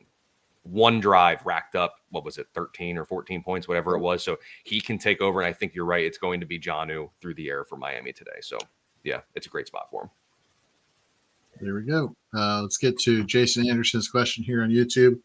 Montgomery or Charbonnet, and Tua or Murray? I'll start. Let me start at the end. It's Tua for me, and it's really kind of getting to be a no-brainer for him, given the pass volume for the Dolphins and the lack of the rushing success. Now, here we go. This is where things get tricky, and you guys will probably disagree with me, which is totally cool. I get Charbonnet doesn't really have anybody behind him. We saw McIntosh play more of the pass-catching role last week next to Charbonnet, but it was Charbonnet's backfield for the most part. Montgomery, I get it. He has Jahmyr Gibbs behind him. For me, Montgomery has reached the status, even though he has somebody who could take a lot of snaps away from him, he's reached must-start status for me, at least for a long period of time this season, just because of this, Sonic and Knuckles, 1-2 punch there. And Detroit Buffalo Bills are pretty generous to the running back position anyhow. Is there any – I guess if you agree with Montgomery, that's one thing. But I also want to know whether you all think he's definitely a must-start no matter what's going on rest of the season. So, Nate, let's start with you first. And I'll say this. Montgomery is definitely I want to say the safer floor if you're looking at the floor play. But the last 2 weeks have been positive in that he's had 14, 21 rushing attempts. So, I mean, the volume is nice to see there. But, man, without Kenneth Walker, Charbonnet is just from a dual threat aspect as well as just the potential upside in the like last week alone. Granted, I know I'm going to choose the biggest production week, which is the 31 points. But between that and then even in week 3 against Miami, those 2 weeks, which may be outliers for Charbonnet, are bigger weeks than Montgomery's had all year. And I think that just goes to showing the potential ceiling. And when you have 2 good options that I don't think the floor is 0, I'm shooting the moon, and I'm going to go Charbonnet myself. And you say rest of season. Well, this could be the rest of season for him. You only have 1 week. So the rest of season is irrelevant if you don't win this week. No offense to, shit on your question. But to paraphrase the words of Apollo Creed, there is no tomorrow, Rock. There is no tomorrow. Now there's Monday Night Football, so there is. But well, okay. Well, there's no Tuesday, Rock. You killed my take and you killed my reference. Thank you very much. Exactly. Anything else you got to say? Yeah, Tua or Murray? Oh, Tua. Okay. Keith, round us out here. For both or just the 2 of Murray? Both of them, yeah. I'm still going to slightly lean Montgomery. My question would actually be, who is your other running back that you're sitting? Because I would have both Montgomery and Charbonnet in my top 10. The advantage per PFF is 80% of the Lions offensive line versus the Bills defensive line. It's one of the highest ones I can ever remember seeing. It's a top 5 offensive line versus bottom 5. And again, I love Charbs every week. That basically there's no Walker. So I would actually question who's the other back, but and then Tua for sure. Like, again, I don't trust Murray, and I do think that Miami-Houston, I know everybody because of the pace, and it's a very good point Nate brought up, and Kevin brought this up as well, that both of those teams don't play at the quickest pace, but I still think there's going to be a lot of points. There's a lot of, like, really stud athletes on both of those teams that can, take any pass or any rush and turn into a 60, 70-yard touchdown. And, of course, Keith referring to Kevin Tompkins, who you can find on the Fantasy and Frames Waiver Wire show every Tuesday at 8 p.m. Eastern, as well as the Daily Fix with Keith Fleming and Joe Matz, our DraftKings DFS show on Fridays at 9 p.m. Eastern. Colby, this one's coming to you now. We got another question here from Nihal Flex, Tyron Tracy, or Amari Cooper this week. I'm going to go Amari Cooper. Yeah, no, that's a very good point. And Keith, you're bringing up the fact that just the funnel nature of this offense just leads to Amari Cooper being in the over-under of this matchup, just leads to Amari Cooper being a really good play this week. Is that 30% correct? target rate versus man? Lions run man as much as any team in the NFL. He had 14 targets last week, 13 the previous 3. And then the Lions, 6 most passing plays of 20-plus yards, 10th most passing plays of 40-plus yards. And Amari Cooper has, like, the, I think, highest ADOT of any wide receiver in the NFL. He leads, unrealized air yards. Like, I think this is a way that the Bills can attack the Lions is with big plays. I actually like Cooper and Coleman both a lot this week. All right. Let's get to George's question next. Full PPR, need a flex with the highest upside. I started Kupp and Jennings, so basically 5 PPR points, 5.5 PPR points combined. Options are Waddle, Jaden Reed, Tracy, and McCormick. I'm leaning Waddle. I'm leaning Waddle too. I like Waddle here. Jaden Reed and I say that and watch, he has like 3 targets for in a end around catch for a touchdown and gets you 13 plus points. Tyrone Tracy versus Baltimore, not thrilled. And Cecilia McCormick, we talked about how successful he was against a tough run defense of Kansas City. So, to Keith's point, are we really scared of the matchup versus Atlanta? Great questions. But I still go Waddle. Nate, what are your thoughts? Yeah. I'm also looking at, upside kind of correlates to game script and to potential implied point totals. And that's what eliminates some of the Sincere McCormicks, the Tyrone Tracy's of the world, and leads it between Jaden Reed and Waddle. And I think Waddle's just the the higher upside of that for sure. Good luck, 'cause that sucks with Cup and Jennings both. Nothing's worse than going it Thursday night and leaving with, what is that? Probably 5 points combined, 6 points since Cup was a 0. However many Jennings scored. Yep. All right, let's go to Mr. Scampers, and I'll step out for a second if you guys can take it over for a little bit. It's too early for me to realize I suck in the majority of my fantasy football leagues, but good morning, guys and gals. Good morning to you, Mr. Scampers. All right, Nate, can you take this one while I step out for a second? Yeah, Charlene was just commenting on us talking shit about Colby. They asked about Bill Belichick and where he was at, and I mentioned he was on the beach in Carolina with his girlfriend who was TikToking and told him to go get her a drink and leave her alone. Well, if he's on the beach right now, he's wearing a hoodie actually with sleeves and not hold because it's a little colder here in North Carolina on this Sunday morning. I didn't know you were in North Carolina. Yeah, I'm not with Bill though. But no, you're not. I wouldn't think so. You're way too cool for Bill Belichick. And hey, both of our partners are basically the same age. I don't know what that says for me or him, but they're right around the same age. Exactly. Well, could you imagine if like you're all of a sudden she's like, we got a double date. It's the girl I met at, it's wherever, and then it's Bill Belichick shows up at your house. It's like, yeah, this is my boyfriend. It's Bill Belichick. Be like, whoa. I mean, at least I can say I got something in common with Bill Belichick. Not many people can say that because he and I are both dating / are married to someone in their 20s. So how pumped seriously is that area about this news? Because I know that's like a basketball town, and the Panthers have never been like that big in Carolina from what I've seen. Like, is this a big deal or?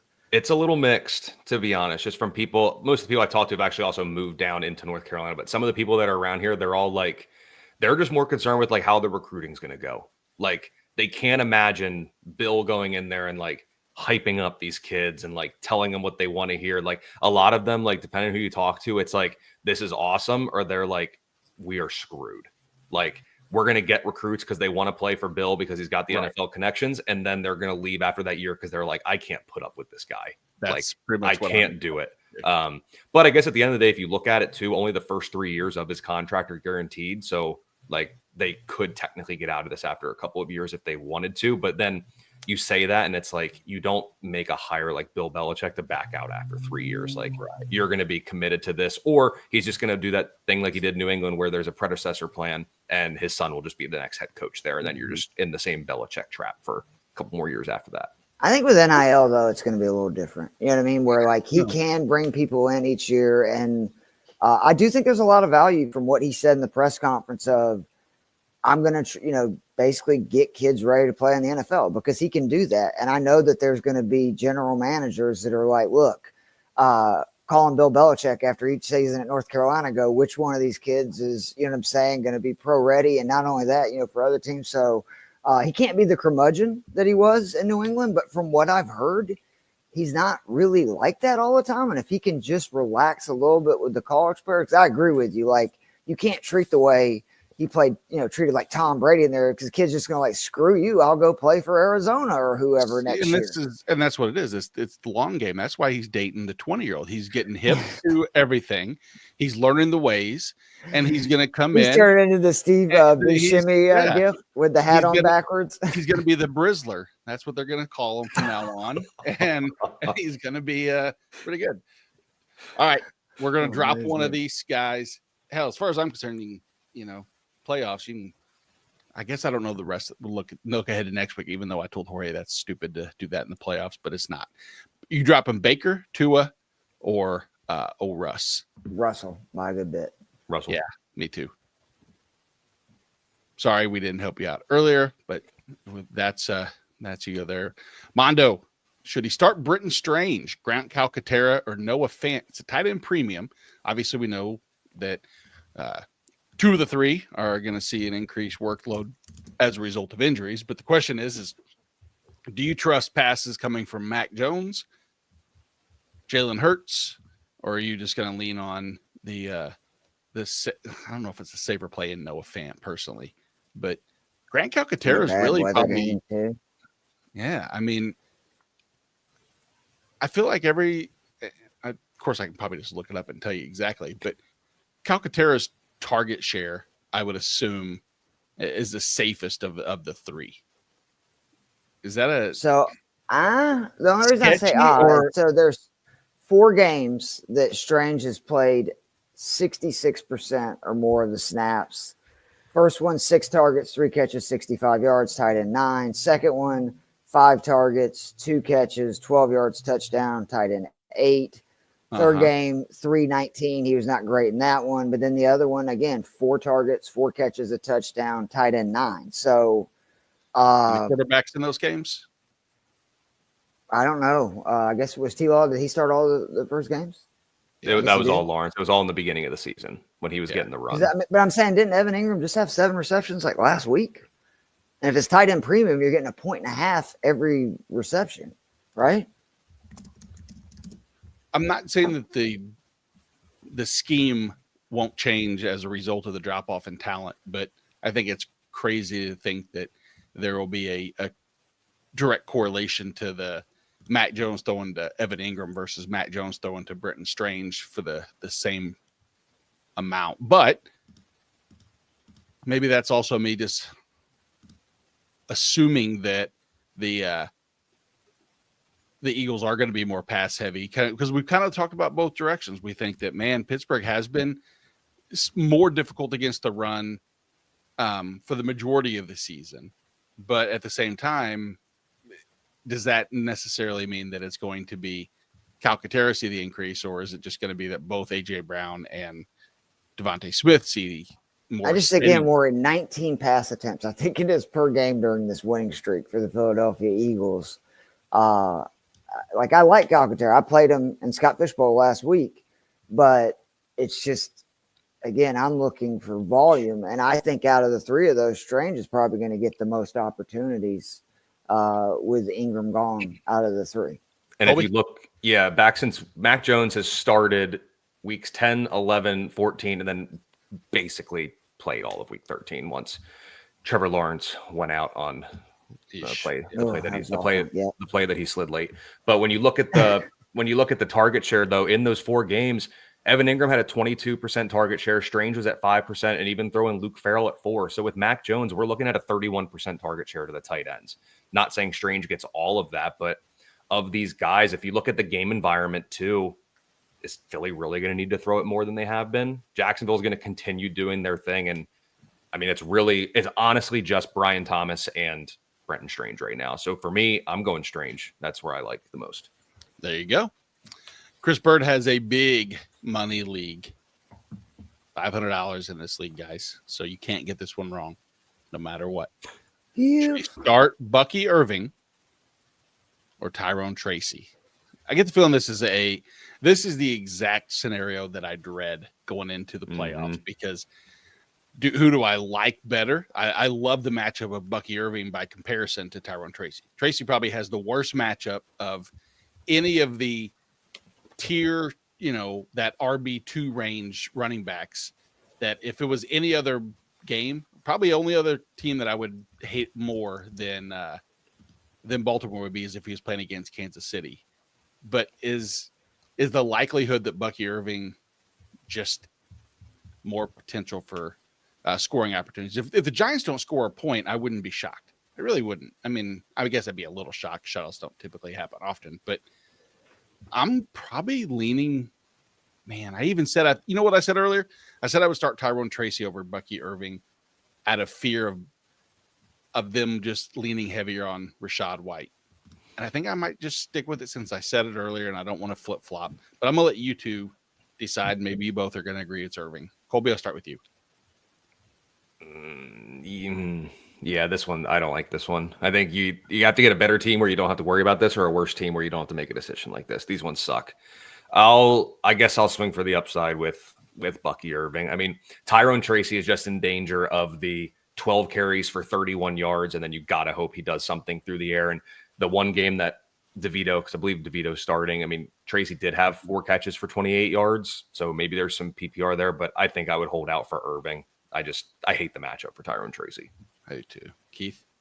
Yeah. And they're 16.5 point dogs. Let me just throw that in there too. That's the other part too. That's a little like, if you're not going to get anything, there's not going to be much time on the ground because they're going to blink and be down 21-0. So.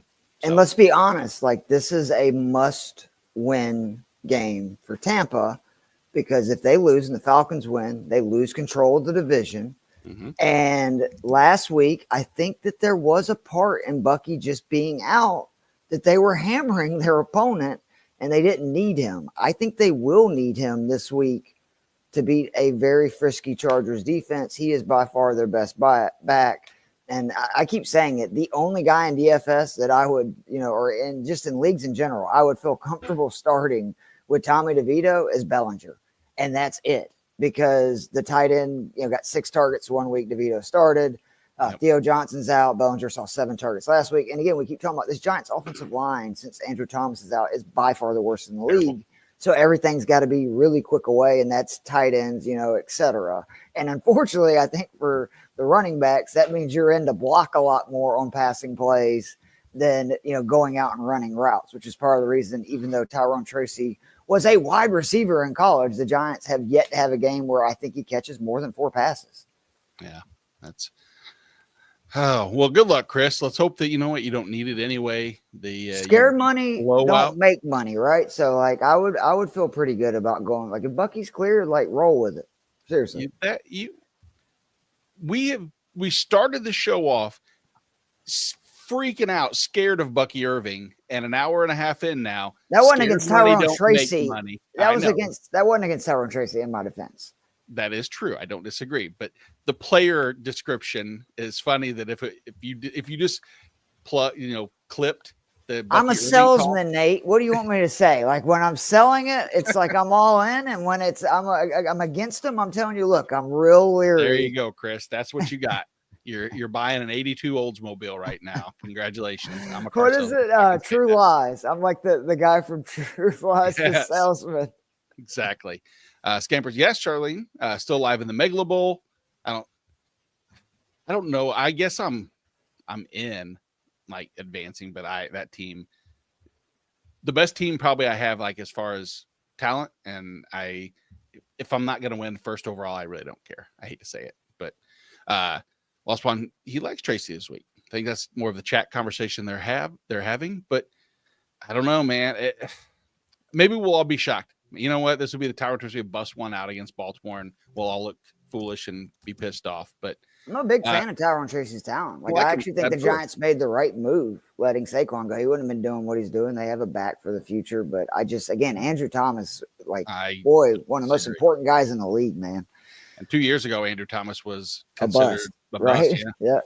Caesar, deep bench dynasty guys, we're dropping one. Sean Tucker or Keaton Mitchell. Ooh. I think I'm not. You have to be Tucker, right? I would drop Tucker just because I think that the path to Keaton Mitchell having a starting role.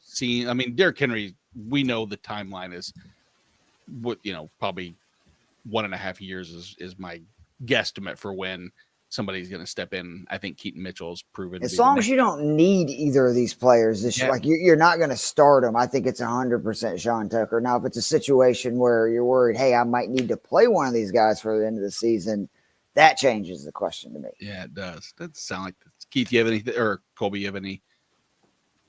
Yeah, the only thing I was looking at is when White's contract is up, and he's not even a free agent until after 2025. So you're looking at another year of the same 3-headed monster there in Tampa Bay. Whereas who knows, in Baltimore, maybe Henry comes back, maybe Henry goes elsewhere. Mitchell can step up into it. But yeah, I would probably drop Tucker. Gotcha. Summer, good morning to you. Tough decisions today. Oh, well, let's do this. We'll wait till Jorge comes back because I don't want to give IDP. You don't want my defensive. At this moment right now, as far removed as I have been from IDP, as far as sincere, strong, good recommendations, I worry that I'll give bad information. But I'll do my best to look at this real quick. So Levante Davis, Akeem. Oh, Jorge's in the background. Never mind. He's doing it. So answer that. Christian available? Christian Harris. He's back today, boys. I heard Harris County's back. I know. Can't wait. Maybe he'll ruin someone's life. Too bad we couldn't have Aziz Al-Shire out there, but we're just sliding late and stuff, so it's fine. You got Henry Toto, who's been playing just fine. Okay.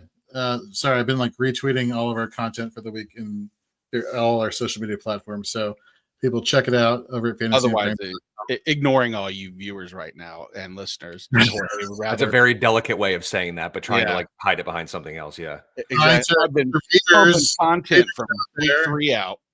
And the people who like pictures. I'm not ignoring you all. I'm just doing something else that's more important than you all right now, but it's fine. I'm trying to promote all of the hardworking people here at Fantasy and Frames for Kickoff. That's what I'm doing. But I'm back. Okay, good morning. Tough decisions to choose 3 between Levante David, Akeem Davis-Gaither, Tyrese Knight. Tyrese Knight, definitely.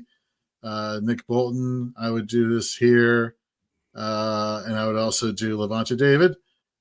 Need 2 out of Delpit, Julius Peppers, Taron Johnson, or Ugo Amadi. I would do Julius Peppers.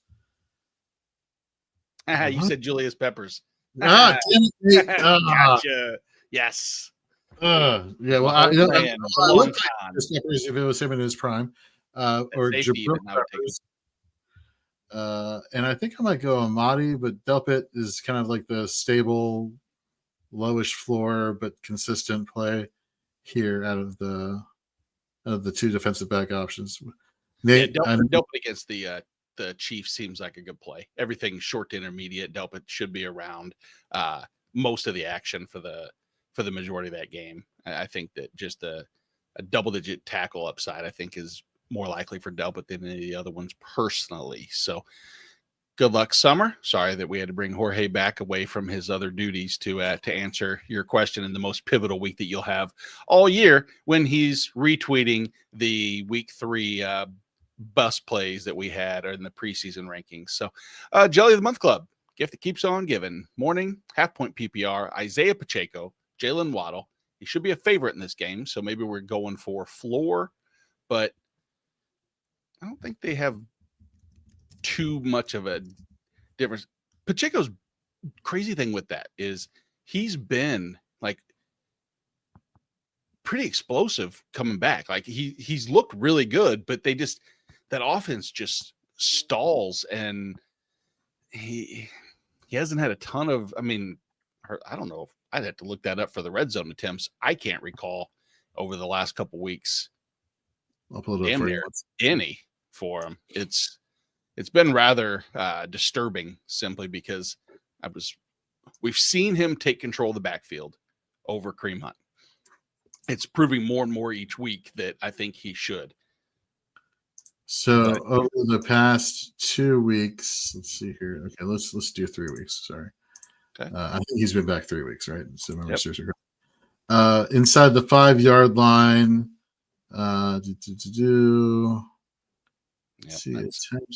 No, hold on. That's not doing it. It's not been good. I can promise that. But Colby, do you have a lean one way or the other? Pacheco or Waddle?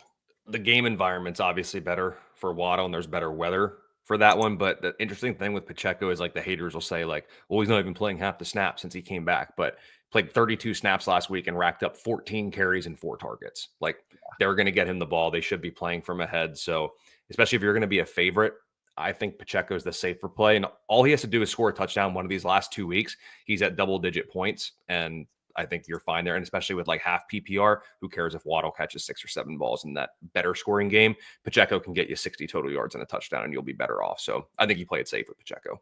Yeah, that's the way I was kind of leaning to. And so from weeks 11 to 14, Pacheco doesn't have a rush inside the 5. Right.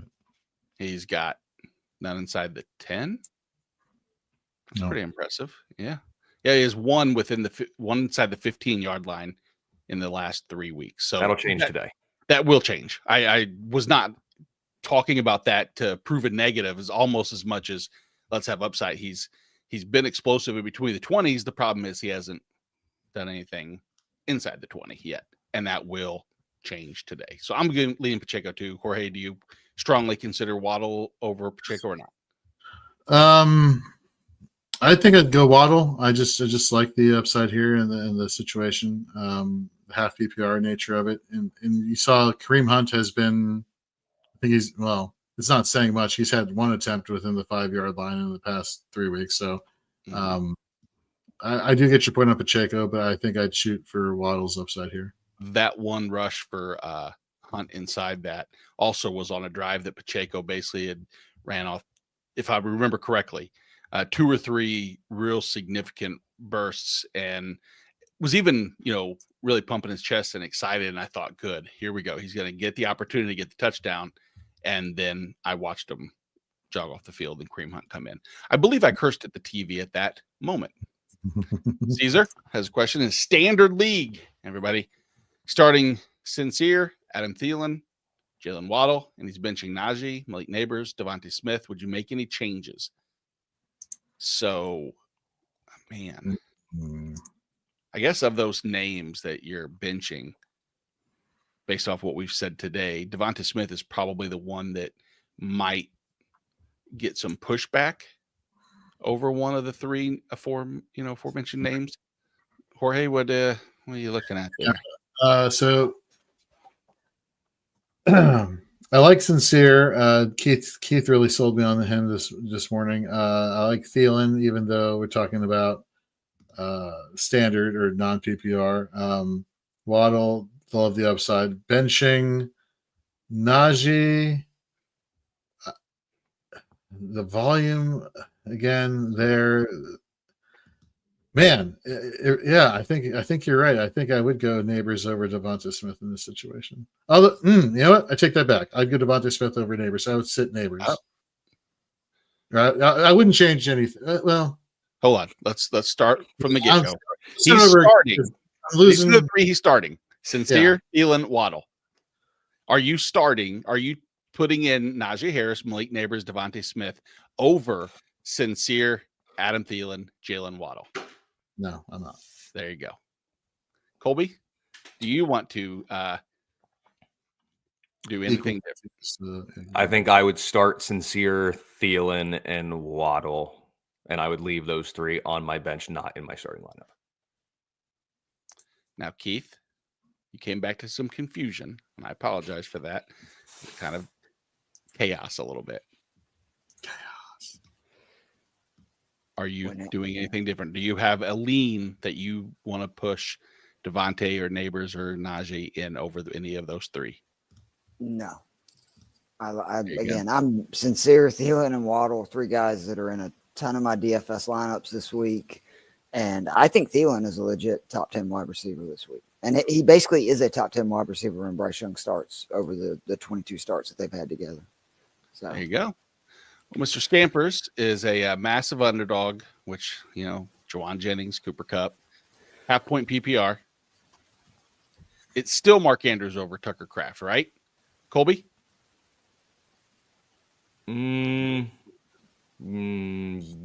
Yeah, reluctantly. Keith?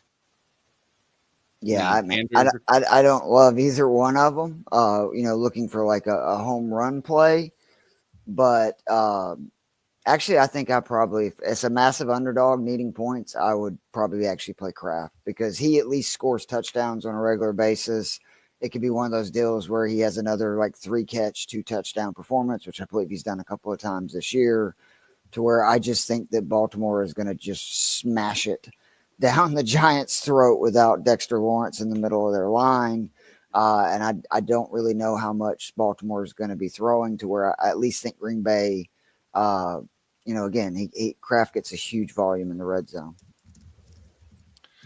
When you look at the past surveys, you look at Target, Freiermuth and Kraft are tied with 14 targets. So they are Freiermuth with 175 yards and Kraft with 145 yards. I see Freiermuth. You mean Andrews or no? I'm talking about Freiermuth. Oh, I'm sorry. I'm talking about now Andrews. Andrews is further down. He is 18th with 12. So I actually don't think you could go wrong with either Tucker Kraft or Mark Andrews, to be honest with you. I don't like the weather situation in Seattle, and I think that kind of leans to which receiving option is going to be there for Green Bay. So I think I'd lean Mark Andrews in this situation.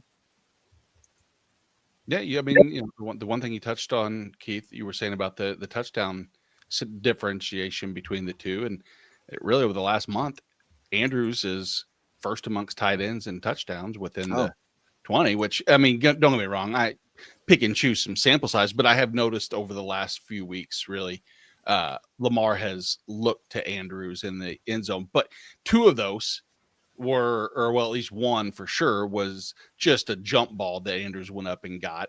But that was a great play. I remember that one. Absolutely. Yeah. But that's kind of what you get right there. So, guys, how do we feel about Washington's defense, special teams this week? Good to go. Yeah. They, I mean, I guess we don't know any other options. So we'll just do the, so it is. I apologize. It is against New Orleans or the Bengals at Tennessee. So would you lean Washington or Cincy? I think I'm going to lean Washington again. Jake Haener seems like turnover ready to happen, and outside of Kamara, I don't think there's many other playmakers that I'm too concerned with. Disagreements? No, we good. Nope, I agree. We do have a question over on X right now. Start 2 in a PPR. Jordan Addison, Amari Cooper, Marvin Harrison Jr. First 2 for me. Yeah, I agree. Keith? Yeah, I mean, I agree. The only thing I will say is Joe pointed out that, Harrison's man zone splits are significant, and the Patriots run a ton of man. So if there was ever going to be a Harrison week, it would be this week. But to me, I would rather, take Minnesota right in a dome. Darnold has been great in big games. You would have to think that Jefferson is going to be the focal point of Johnson, the Bears stud corner. And then I would rather have Cooper over Harrison for the upside play, because it's the same situation with him where it's another matchup where, it's big difference man zone splits facing a team that plays a lot of man. And Colby Agreed. Said Harrison. All right. Never thought we'd be this sit Marvin Harrison in the playoffs. Going back to week 1, considering if you listen, I went huge on the summer. Yeah, little shameless plug for preseason content here. Just pay attention to. I got you. Nico didn't like that comment though. He got kind of fired up there. All right, go Pack, go.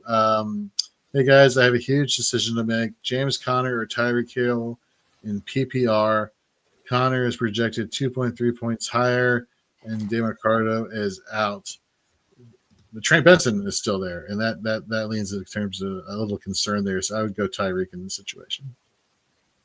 Yeah, the last really 4 weeks, the last 2 weeks have been the point scoring that we've seen. Scored touchdown 4 or 5 though. Like exactly. Tua and Tyreek getting back to being Tua and Tyreek.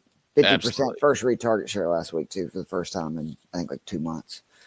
And I know a lot of times we don't look at like catch percentage, but the quality of passes and the opportunities that Tyreek is creating for Tua to give him the ball too is something over the last month that's really been building trust back much more than what we had seen before. 7 of 8, 5 of 6, 6 of 9, 10 of 14.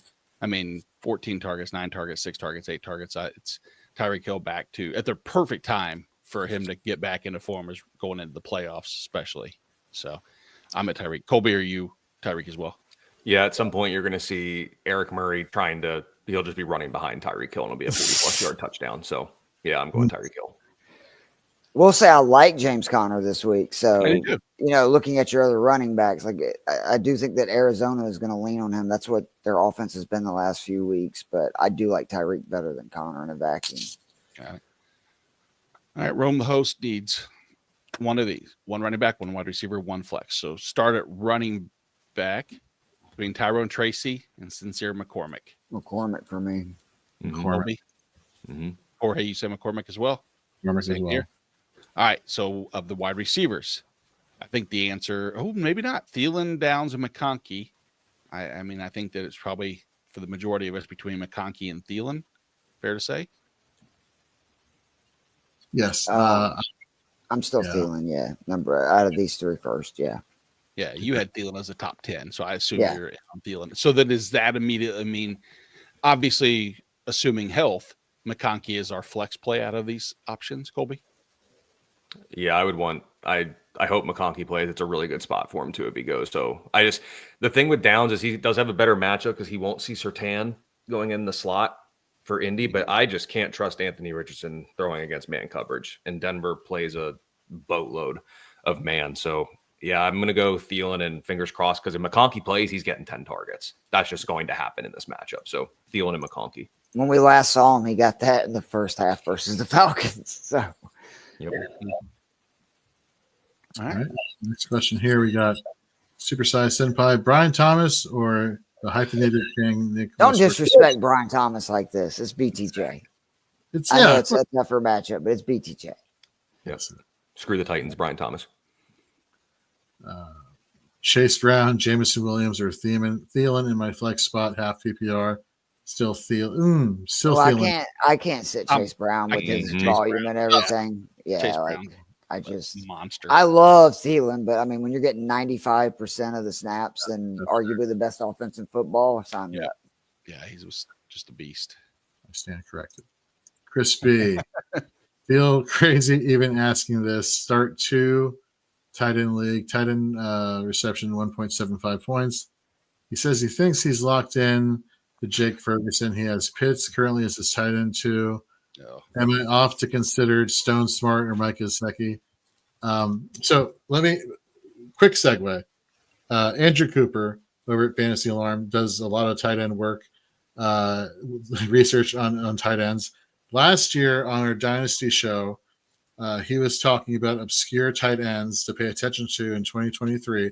One was Stone Smart, and he said on the show in the preseason, if Stone Smart scores a touchdown, he will come on Dynasty 365 in the season and do a Stone Cold Steve Austin style beer bash where he clashes 2 beers together and chugs both beers on our live show. At the Fantasy Football Expo just a few months ago, he made the same bet. So I'm hoping that Stone Smart gets another touchdown so we can have Coop back on the show doing a Stone Cold beer bash. That being the case, I like Ferguson and I like Gesicki. You're like, Wait a minute, that was a pivot. I would go Ferguson and Smart. It's just Gesicki is totally different when Higgins and Chase plays. Like if one of them is out, Gesicki's arguably a top 3 tight end in the NFL, and that's really not an exaggeration if you look at his numbers in those games compared to when they're off. And Tampa is awful versus tight ends. No Disley. I do like Smart, and as the resident Falcons fan, I have tons of Kyle Pitts rookie cards, jersey, like you name it. And I dropped Kyle Pitts in Scott Fishbowl, which is a tight end premium, last week to play Grant Calcaterra. That is kind of where we're at. So I just can't wait for when Kyle Pitts inevitably signs with another organization, probably like the Chiefs. And then next thing you know, he has 100 receptions and 10 touchdowns because that's probably my future. yeah, I'm talking. All right, let's go to the next one. Colby, why don't you take this? Sincere for Bucky and an eliminator best ball. Would you drop Sincere? I mean, if you have no other options, I think I'd give me Bucky.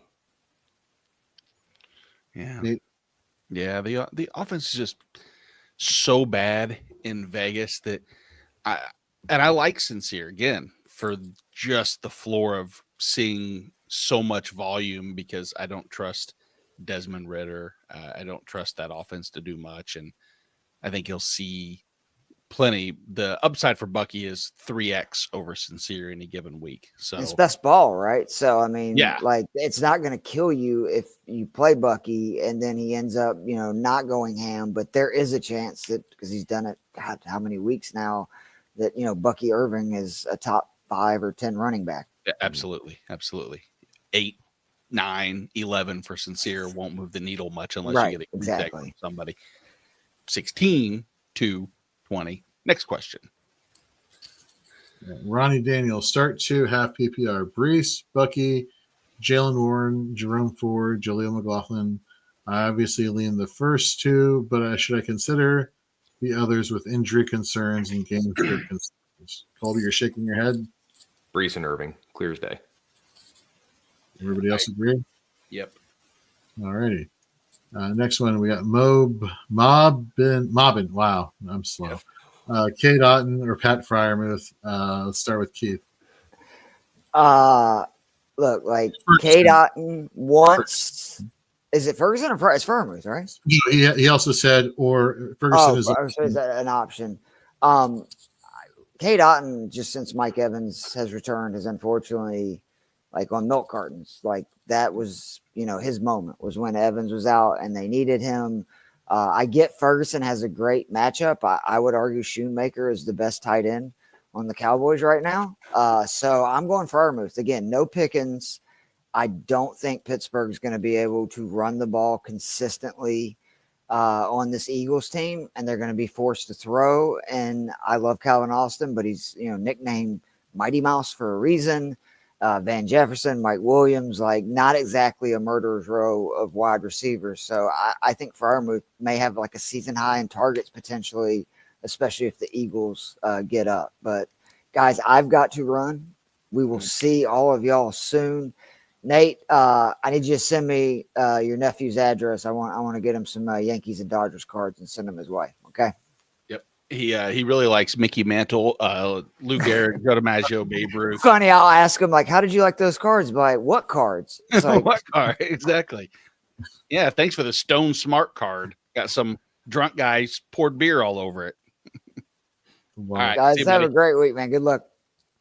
Yeah. Hey, Washington defense or Baltimore defense? Oh, upside. I mean, golly. I got to lean Baltimore. I mean, there's a chance for a shutout, right? Yeah. I mean. Yeah, agreed. Let's see here. Ryan is in chat. Good morning, Ryan. Start Darnold or Goff. I'm leaning Goff, but afraid of the running backs getting the touchdowns. It's hard to not like both, but I think I'm going to lean Darnold in this situation. Anybody disagree? I don't disagree. I think it's Darnold. I going in, a couple, maybe 4 or 5 weeks back, really looking against the Bears, I would have thought would have been just such a difficult spot to be in. But the last time he played the Bears, 3-30-2.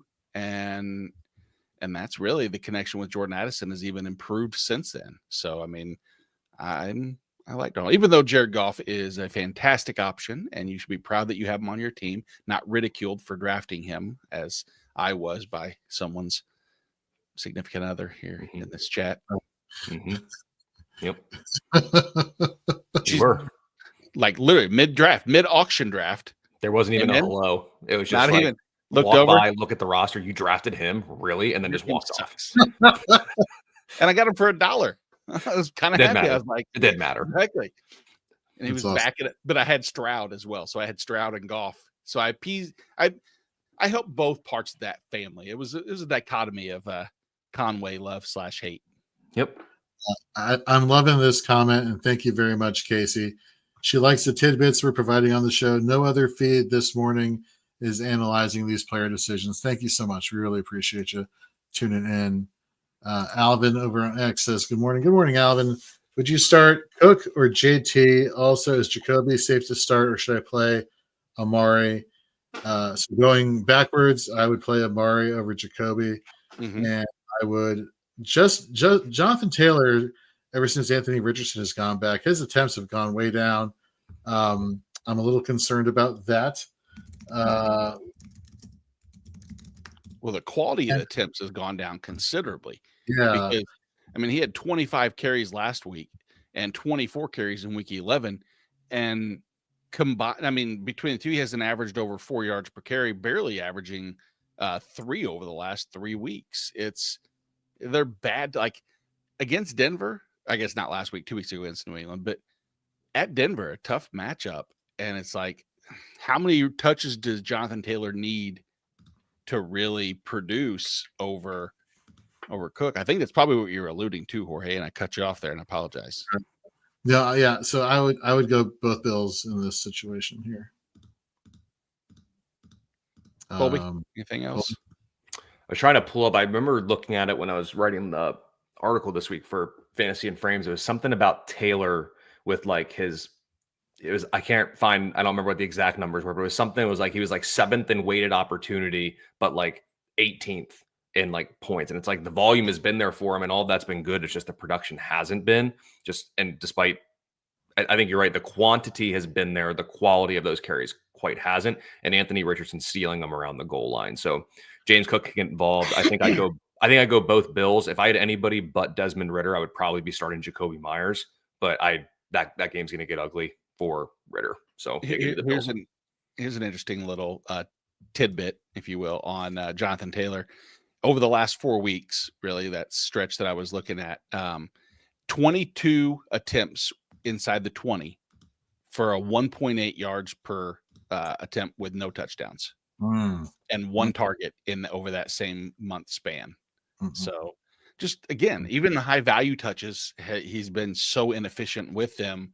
And I like Jonathan Taylor. I think that if, I hate to poo-poo on him and all, but it's not trending in the right direction for him. So if you go back, sorry, Jorge. No, finish your thought, then I'll give you a question. So back to week 10. So in these last 4 games, Taylor, so from weeks 10 to 14, Taylor is 9th in weighted opportunities per game per fantasy points data suite amongst running backs. However, he is 30th in fantasy points per game during that stretch. Yowzers.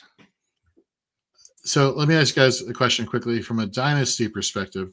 Seeing what we're seeing with Anthony Richardson and how Taylor is, how he's performing in this offense now that, we think Anthony Richardson is going to be the guy going forward, despite the whole issue mid-season. Are you trying to sell Jonathan Taylor in Dynasty and trying to get some value, or are you holding out hope that they're going to find a way to get these both involved better next season and for future seasons? Colby, I'll let you start.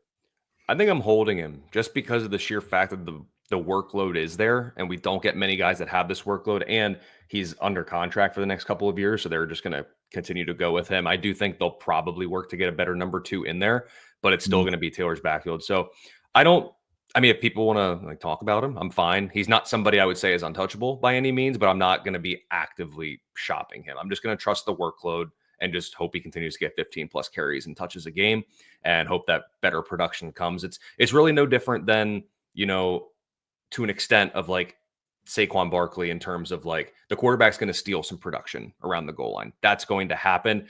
Now, obviously, Indy just hasn't been as effective moving the ball to like kind of offset that for Taylor. But yeah, he's not untouchable, but he's not somebody I'm going to be actively shopping here this offseason. Yeah, that's exactly my sentiments as well. I'll take the volume, which, like you said, it can't get much worse than where it's at right now as far as efficiency wise. Very good. Very good. Thanks, guys. Charlene is in the chat again. D-Hop is also available in the Eliminator. Hearing you talk about Pacheco, I could also drop him. D-Hop for Bucky. Nope, don't do it. Okay. No, and I think that might have been taken out of context, too. I think that it might have sounded like we're kind of shitting on Pacheco, but I think it's trending in the ideal time for you going forward, especially in a best ball scenario, because the Chiefs, if they get back weapons, and I've been saying this all year, unfortunately trying to wish it into existence, that their offense is going to finally, kick it up a notch.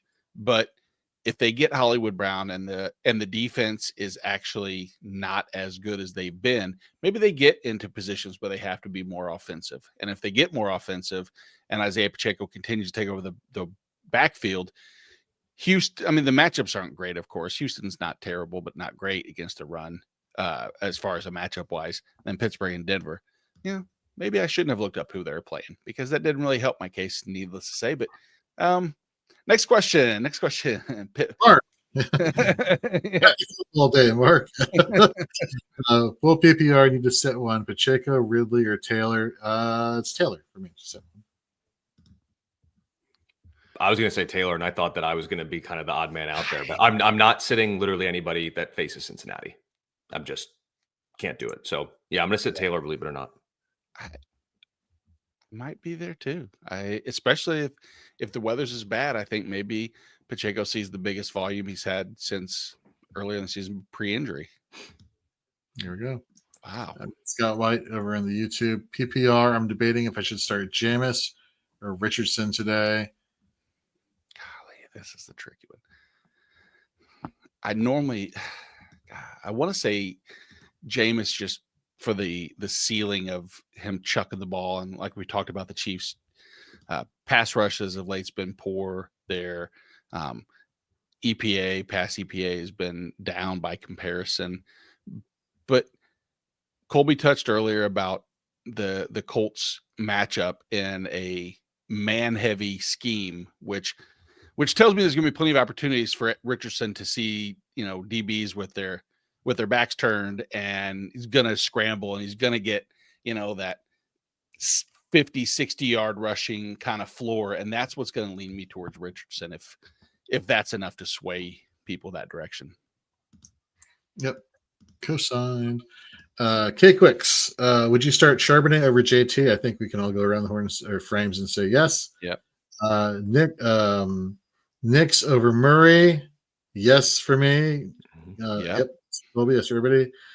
Thielen over DK. Yeah. Yeah, you're on it, Kay. Love That's it. exactly right. Let's see here. Steven's in the chat. Pick one for my flex for PPR. McConkey, Cook, Najee, AJ Brown. Also, I think I'm running with Dowdle for my second flex. Thoughts? So, again, like McConkey, he has the later matchup, and so you run the risk of you start him, and then he's declared inactive, then it's like crap. But at least they'd have Cook, though, in that window. Yeah. Yeah.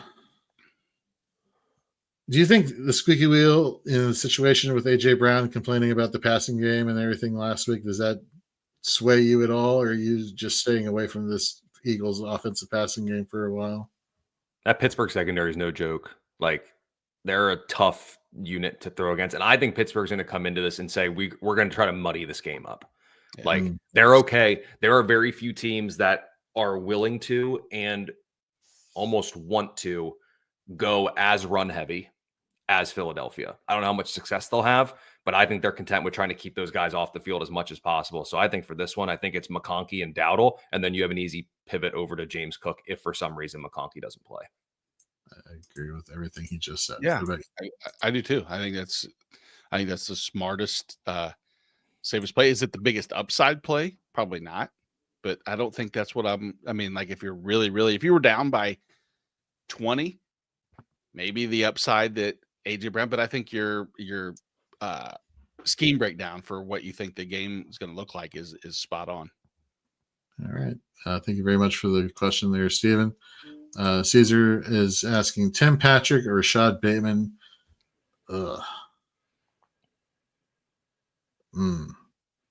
Yeah. Tim Patrick. Tim Patrick. Butch, by the way, did you see in the post-game interview when they were interviewing Tim Patrick last week, one of the defensive backs that was like guarding him during the game for Green Bay was walking by him while he was on air, and he stopped the interview and like shoved the guy and just was like laughing in his face as the defensive back was like walking away. Like it was like totally like a shade move. Just I thought it was hilarious how he did it. He was just laughing. Yeah, whatever. I did not see it. Yeah, you should. Go back and watch it. It's great. Tim Patrick, yeah, sure. Yeah, sure. This is guys. Playoffs are on the line. Let me look to my rankings here and give you my official thoughts. I don't see there's enough passing volume in Baltimore for Rashad Bateman to. Will there be a need for passing volume? I guess is the better question. That's what I mean. Exactly. It's going to be a ground game and 18 passing attempts for Lamar Jackson and Bateman, even if he gets 20% target share, which is ridiculous to think, is 5 targets. I'm not buying. I don't think he's really only going to throw 19 times, but hyperbole aside, Tim Patrick. Colby. Yeah, it'd be really good if it was a better game environment. It is a good setup for Bateman in terms of the Giants not being able to defend deep passes. But like I said, they could blink and be down 21. And, you look at other games this year, like in games that Baltimore's won by double digits. They beat Denver. Bateman had 3 for 25 in that game. You go back, they obviously beat Tampa by 10, but that was also a 72 total point game. So Bateman had a big one there. And then you go back earlier against Buffalo when they beat them. He only had 3 fantasy points. So bigger games, he hasn't really done much. And I don't think this is going to be a game that it's like Baltimore wins by 2 touchdowns, but it's 49-35, and it's just not a fantasy bonanza. So yeah, I think you go Patrick because it's just a better game environment for the pass offense. Charlene's in the chat, needs one for PPR. Nick Westbrook-Akini, no. No. Tyrone Tracy, Hawkinson, Mooney, or Devonta Smith. Colby, you gave great points as why Pittsburgh should make this more of a ground game. So really it's Mooney, Hawk, and Tracy. I think I'm going for PPR. I think I'll still go Tracy, then Hawk, then Mooney would be my order. Nate, what about you? I'm probably flipping that. I think I'm gonna go Mooney with my choice. Granted, I get it. Weeks 11 and 13, with the week 12 bye week aside, he's just had those eclipsing ceiling games that I don't see out of Hawkins. I mean, Hawkinson's been hit and miss for the past since he returned. 1 week on, 1 week off. This should be the 1 week on week if you want to believe in that theory, which is a dangerous proposition. But I think Mooney has really started evolving into their number one target, despite Kirk Cousins' inefficiencies, and it's looked rough at times. The full point PPR alone, I think Mooney has the highest upside for targets. Colby, what are your thoughts? I'm Mooney and Hawk as 1A and 1B. I mean, Hawkinson did go for 114 against Chicago back in week 12. And that's how you get at Chicago. You don't attack the corners. You hang out in the middle of the field. That's where Hawkinson is. He is prone to go missing in some of these games, with a couple of games with 3 and 4 targets. But Mooney, it's just the problem with Mooney is when you look at Vegas, if they can't sustain drives, they can't stop the run, we could just see Bijan and Algier over and over and over and over and over. And it could be a little bit problematic, but there should be enough. This should be a week 2 where they try to get Kirk back on track. Use the run game, let it happen, but then also let Kirk just try to figure some of this stuff out, because they got to get this stuff right and get the train back on the tracks come down the final week. So I'll go Hawk and Mooney are kind of 1A and 1B, maybe a slight nod to Hawk, and then Tracy's probably number 3, and the other 2 guys can stay off my starting lineup. Yeah, there we go. News coming across here: David and Njoku inactive today. We were talking about this with Keith Fleming a little bit earlier. Jerry Jeudy to the moon, targets galore heading his way against Kansas City. So if you're the Jeudy manager and you're questioning putting him in your flex, I think you got your answer right there.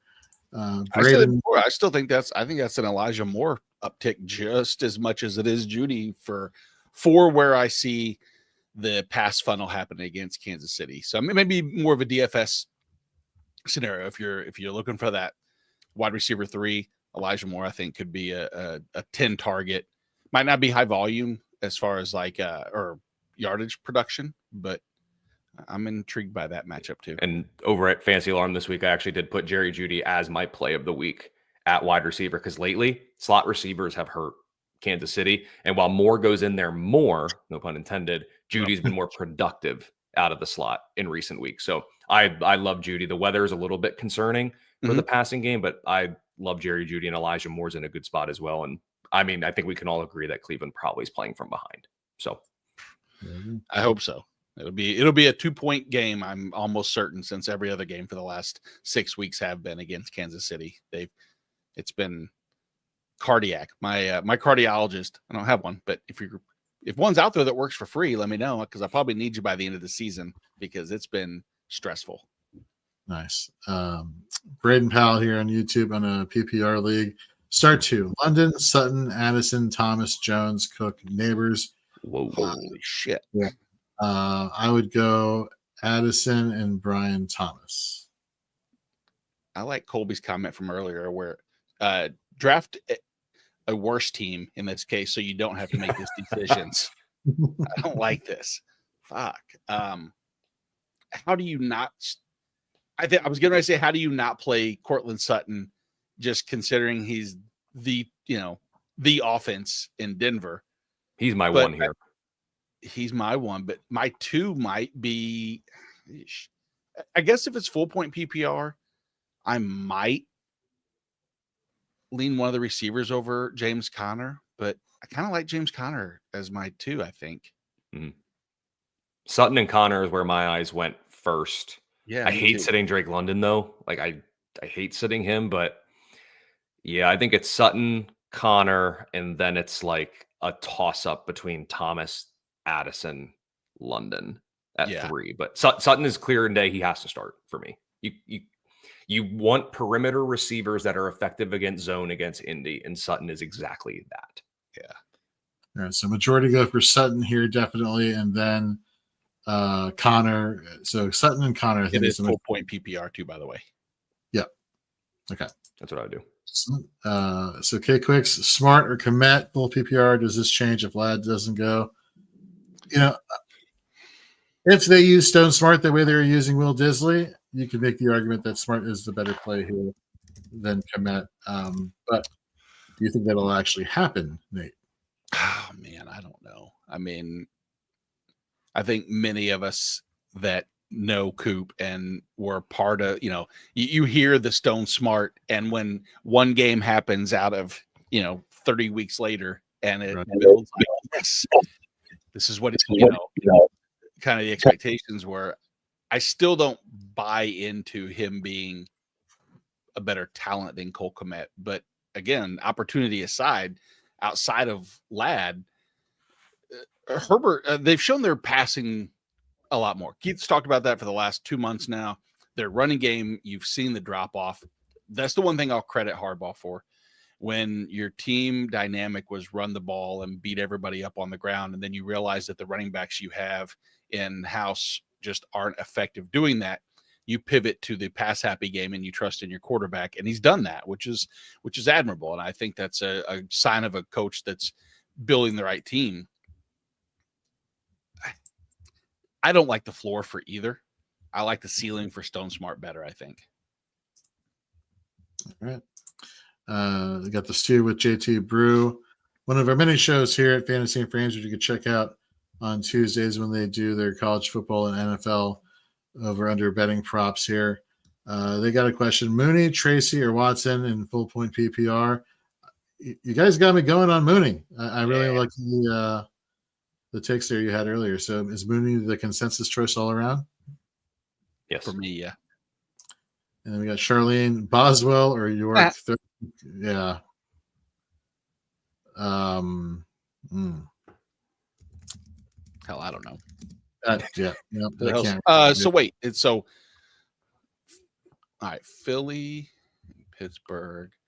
I'm looking at weather and situation. That's what I'm looking at. I know it's going to be wet. I don't really care about that too much, all things considered. The wind's the bigger part, and the wind seems okay. Yep. I think Boswell. This is going to be a field goal game. I'll go Boswell in the rain because the wind shouldn't be terrible there. So I'm going to go Boswell. All right. Yeah, sure. I'll go Boswell as well. All right. Willpower. Bobby Okereke is out. Micah McFadden stepped into a full-time role last week and played pretty well. If you are in a really deep IDP league, he could be somebody that you could insert right now. We got Charlene back in the chat. One wide receiver and one flex. Sincere, McCormick, Tank Bigsby, Westbrook Akini, Henry, Tim Patrick, Bailey. He's one wide receiver. So Westbrook Akini, Patrick or Bailey. I would go Patrick. And as far as a flex is concerned,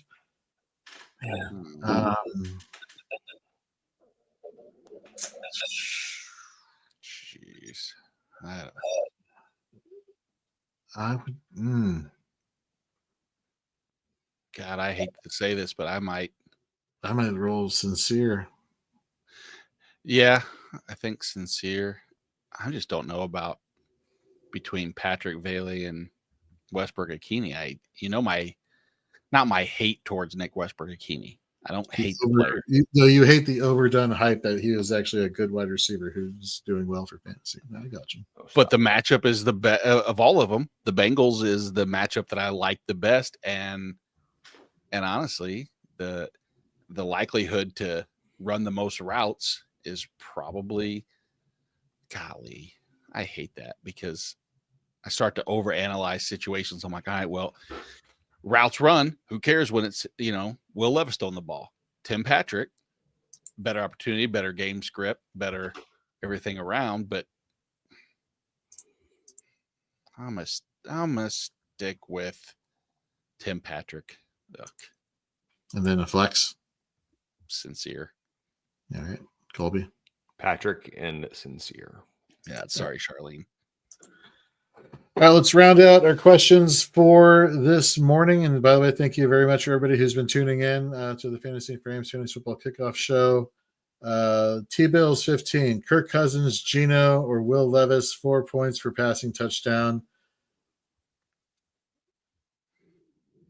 Yowzers. Well, is it crazy? My mind was like, man, Will Levis has the matchup here because of the deep passes, because you were talking about here, but I want to go for safety, so I'll go Geno.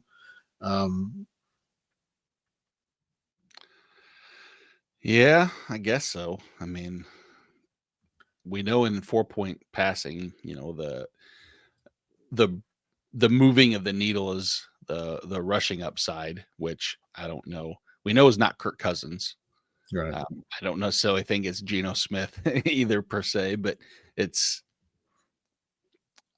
I guess I trust Geno more to not completely shit the bed, even though, like Colby said earlier, getting Kirk Cousins going is not something I wouldn't be shocked to see, but I'm more likely to believe that it's Bijan and Algier just completely dominate that game, especially from the scoring side. Like, I think they'll get most of the work. I don't see Cousins, 3 touchdown games or anything. But Colby.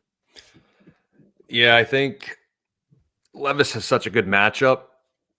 I just have a hard time going into fantasy football playoffs and trusting Will Levis. And I also think, too, Tony Pollard's going to get 25 carries in this game because they're just going to have no problem running the ball, and that they'll do that to sustain drives. So I'm going to go Geno, and Geno's actually been a little bit better on the road than at home this year. So let's try Geno. That is Colby Conway. That's good friends of ours. He does this football with us too. He's good friends with Carrie and me. Where's Keith? Keith had to leave, unfortunately. He's the popular one out of all. Yeah, you need to be happy. Colby's really smart. He likes the Houston Texans. I'm no Keith. Do you like CJ Stroud? No? Yeah, nobody does. He sucks. Just kidding. T-Bills 15 with Go Chiefs. Thank you, T-Bill. Folks, wherever you like to go on social media, whether it's Twitter, X, Instagram, TikTok, Facebook, Blue Sky is growing. Follow us at Fantasy and Frames. Head over to our YouTube. Follow us at Fantasy and Frames. Subscribe. Just because we have the fantasy football season kind of winding down, we got three pivotal weeks right here. We have 15, 16, 17. We'll even be doing some Week 18 contents for you people out there that participate in Week 18. And then in 2025, we're jumping right into rookie content where, it's nonstop here. So thank you very much for everybody who supported us. Go read all the articles. You still have time to check these out. These are literally like 3-minute reads. They're nice pictures. If you even don't want to read them, just go check them out. We really appreciate that. Check out our finalized rankings over at fantasyandframes.com. Any last words for the people before we head out of here, Colby? Nothing for me that I wouldn't otherwise say. Go Texans, go other teams, I guess. And best of luck in the fantasy football playoffs. And Nate?